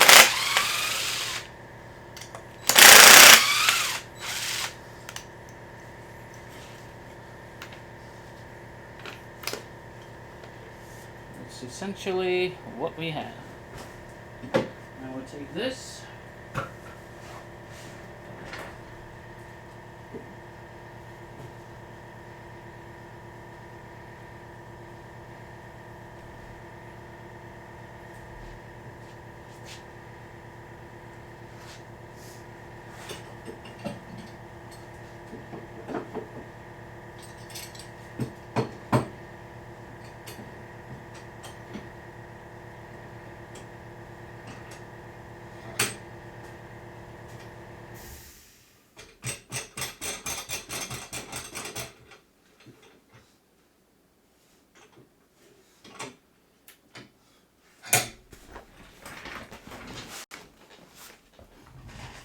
And that is essentially our A-pillar. I'm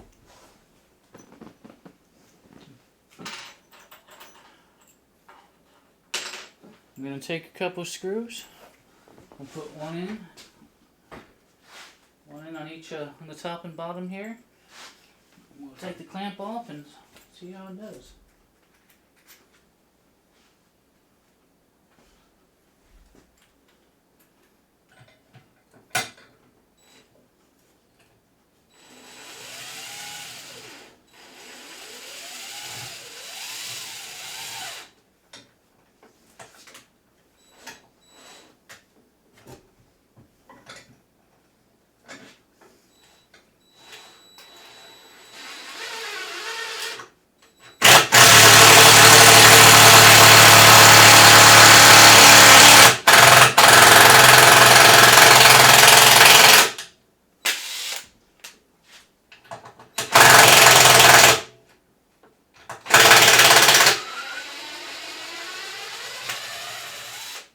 Note to self, the 3 inches are just a little bit too long there. And I gotta get another battery.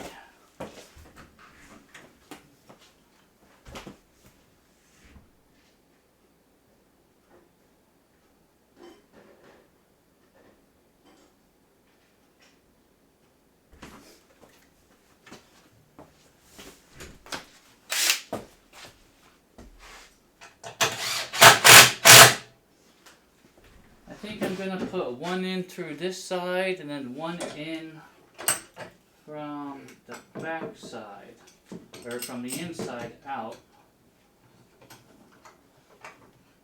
And then it'll kind of capture both directions there. How about that?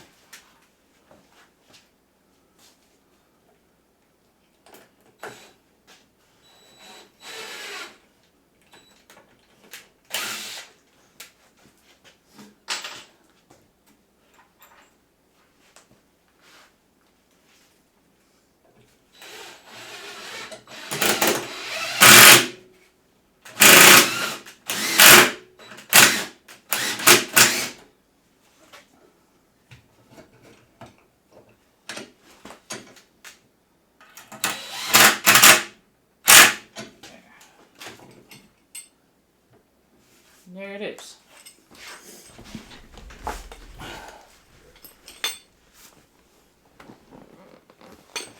Let's see, I'm not going to drill my hole in here yet, and I'll tell you why. This is the outlet, okay? I have the inlets on the way. I don't know what size the outer diameter of the fresh air inlet tube is just yet. So once those arrive, I'll be able to determine what size hole. But in this fashion, I'll actually be able to not just rotate these things up and down, but actually slide them in, because I'll have the receivers, and they'll get bolted to the backside of this, like in the actual plane. So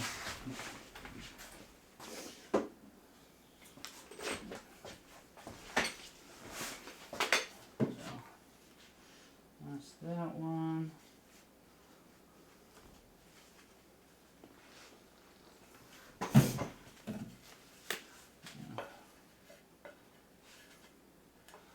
wanted to, this is the other side. You can go ahead and bolt this up. Screw this together, I guess.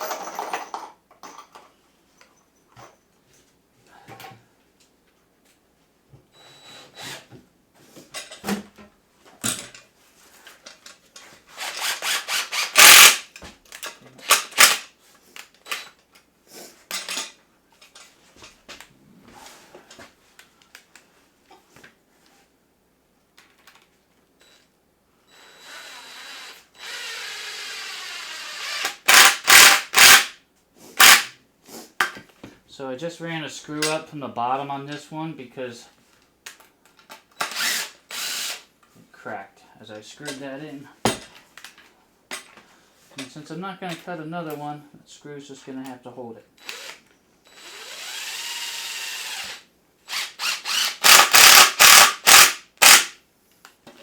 When all is said and done, these are going to be covered with leather anyway. Vinyl leather, so it's not really gonna make too big of a difference. What do I do with that other screw?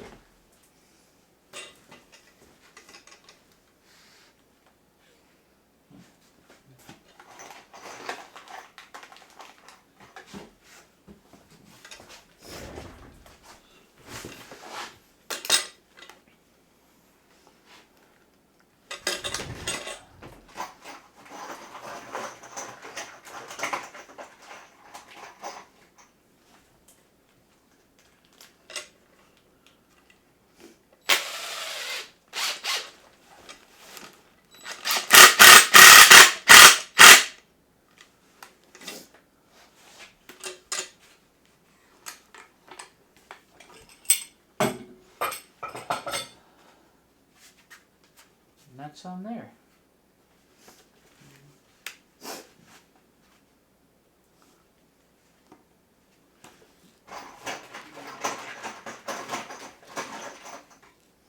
And put another screw in here.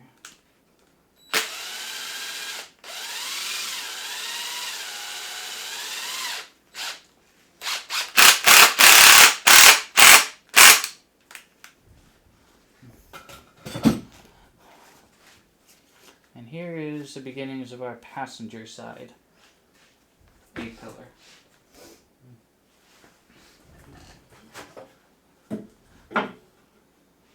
We have our 14-inch piece.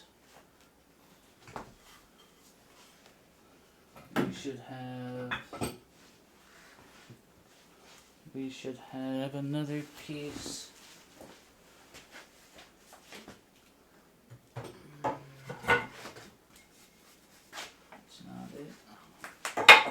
Right here.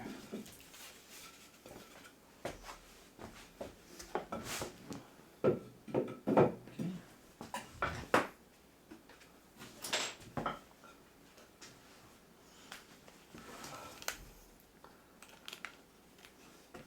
Work.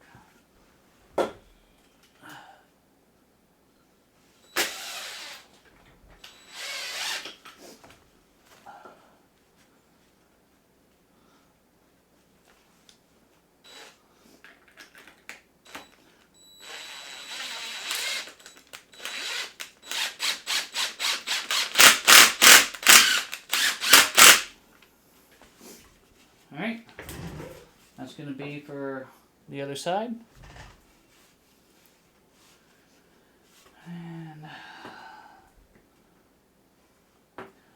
And I think that's about all the time we're going to have for this evening.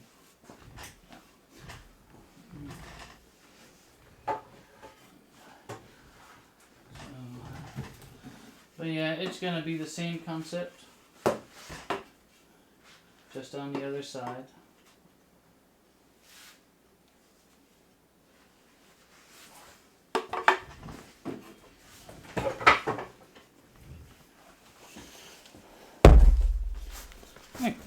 put this thing back in place for now.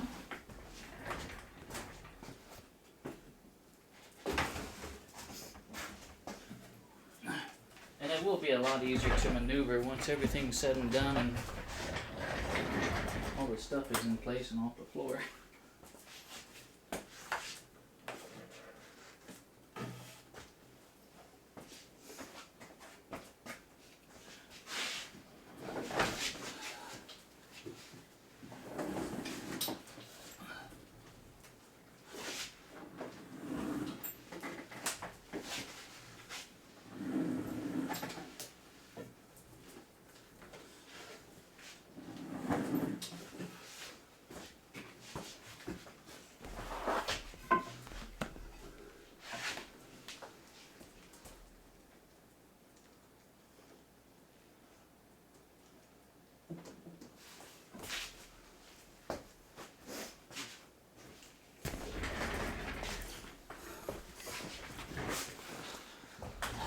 Nothing over there actually contacts the display. Even if you push it all the way up against the stand, nothing actually contacts the display. So, but yeah, I do believe that's it for this evening. I do want to thank everyone for coming in and hanging out, chit-chatting, spending a little bit of time. And yeah.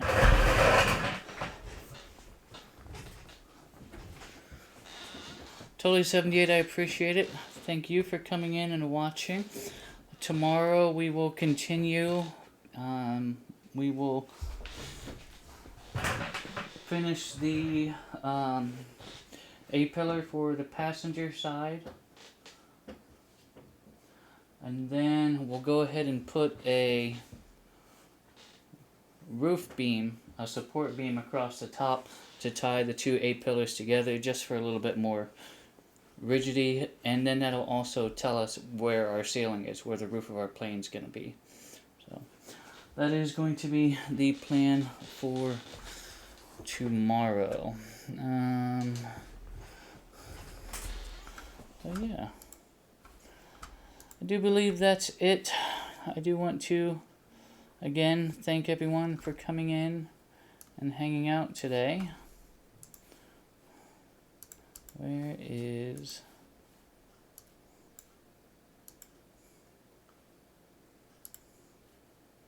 There it is. So a quick recap thus far. First episode we did the platform, the rudder pedals, and the carpet. And today we discussed the yoke mount shelf, the panel support, and A-pillars.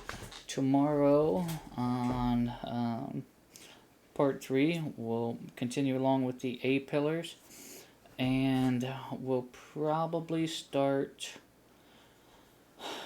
with framing we'll probably start framing the doors.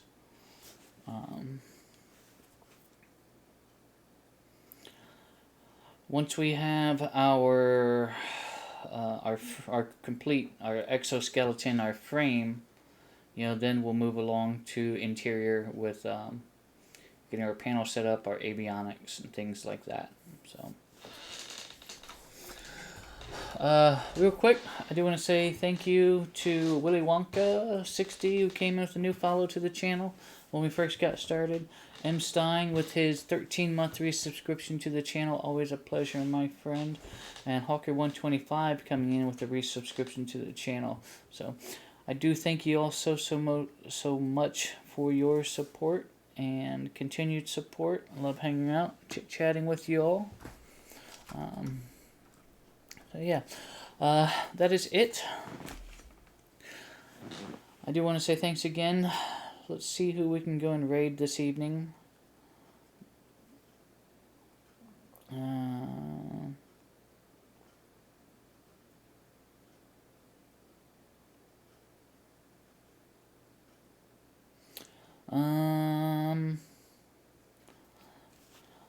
My buddy Steven looks like he's flying a Skyhawk.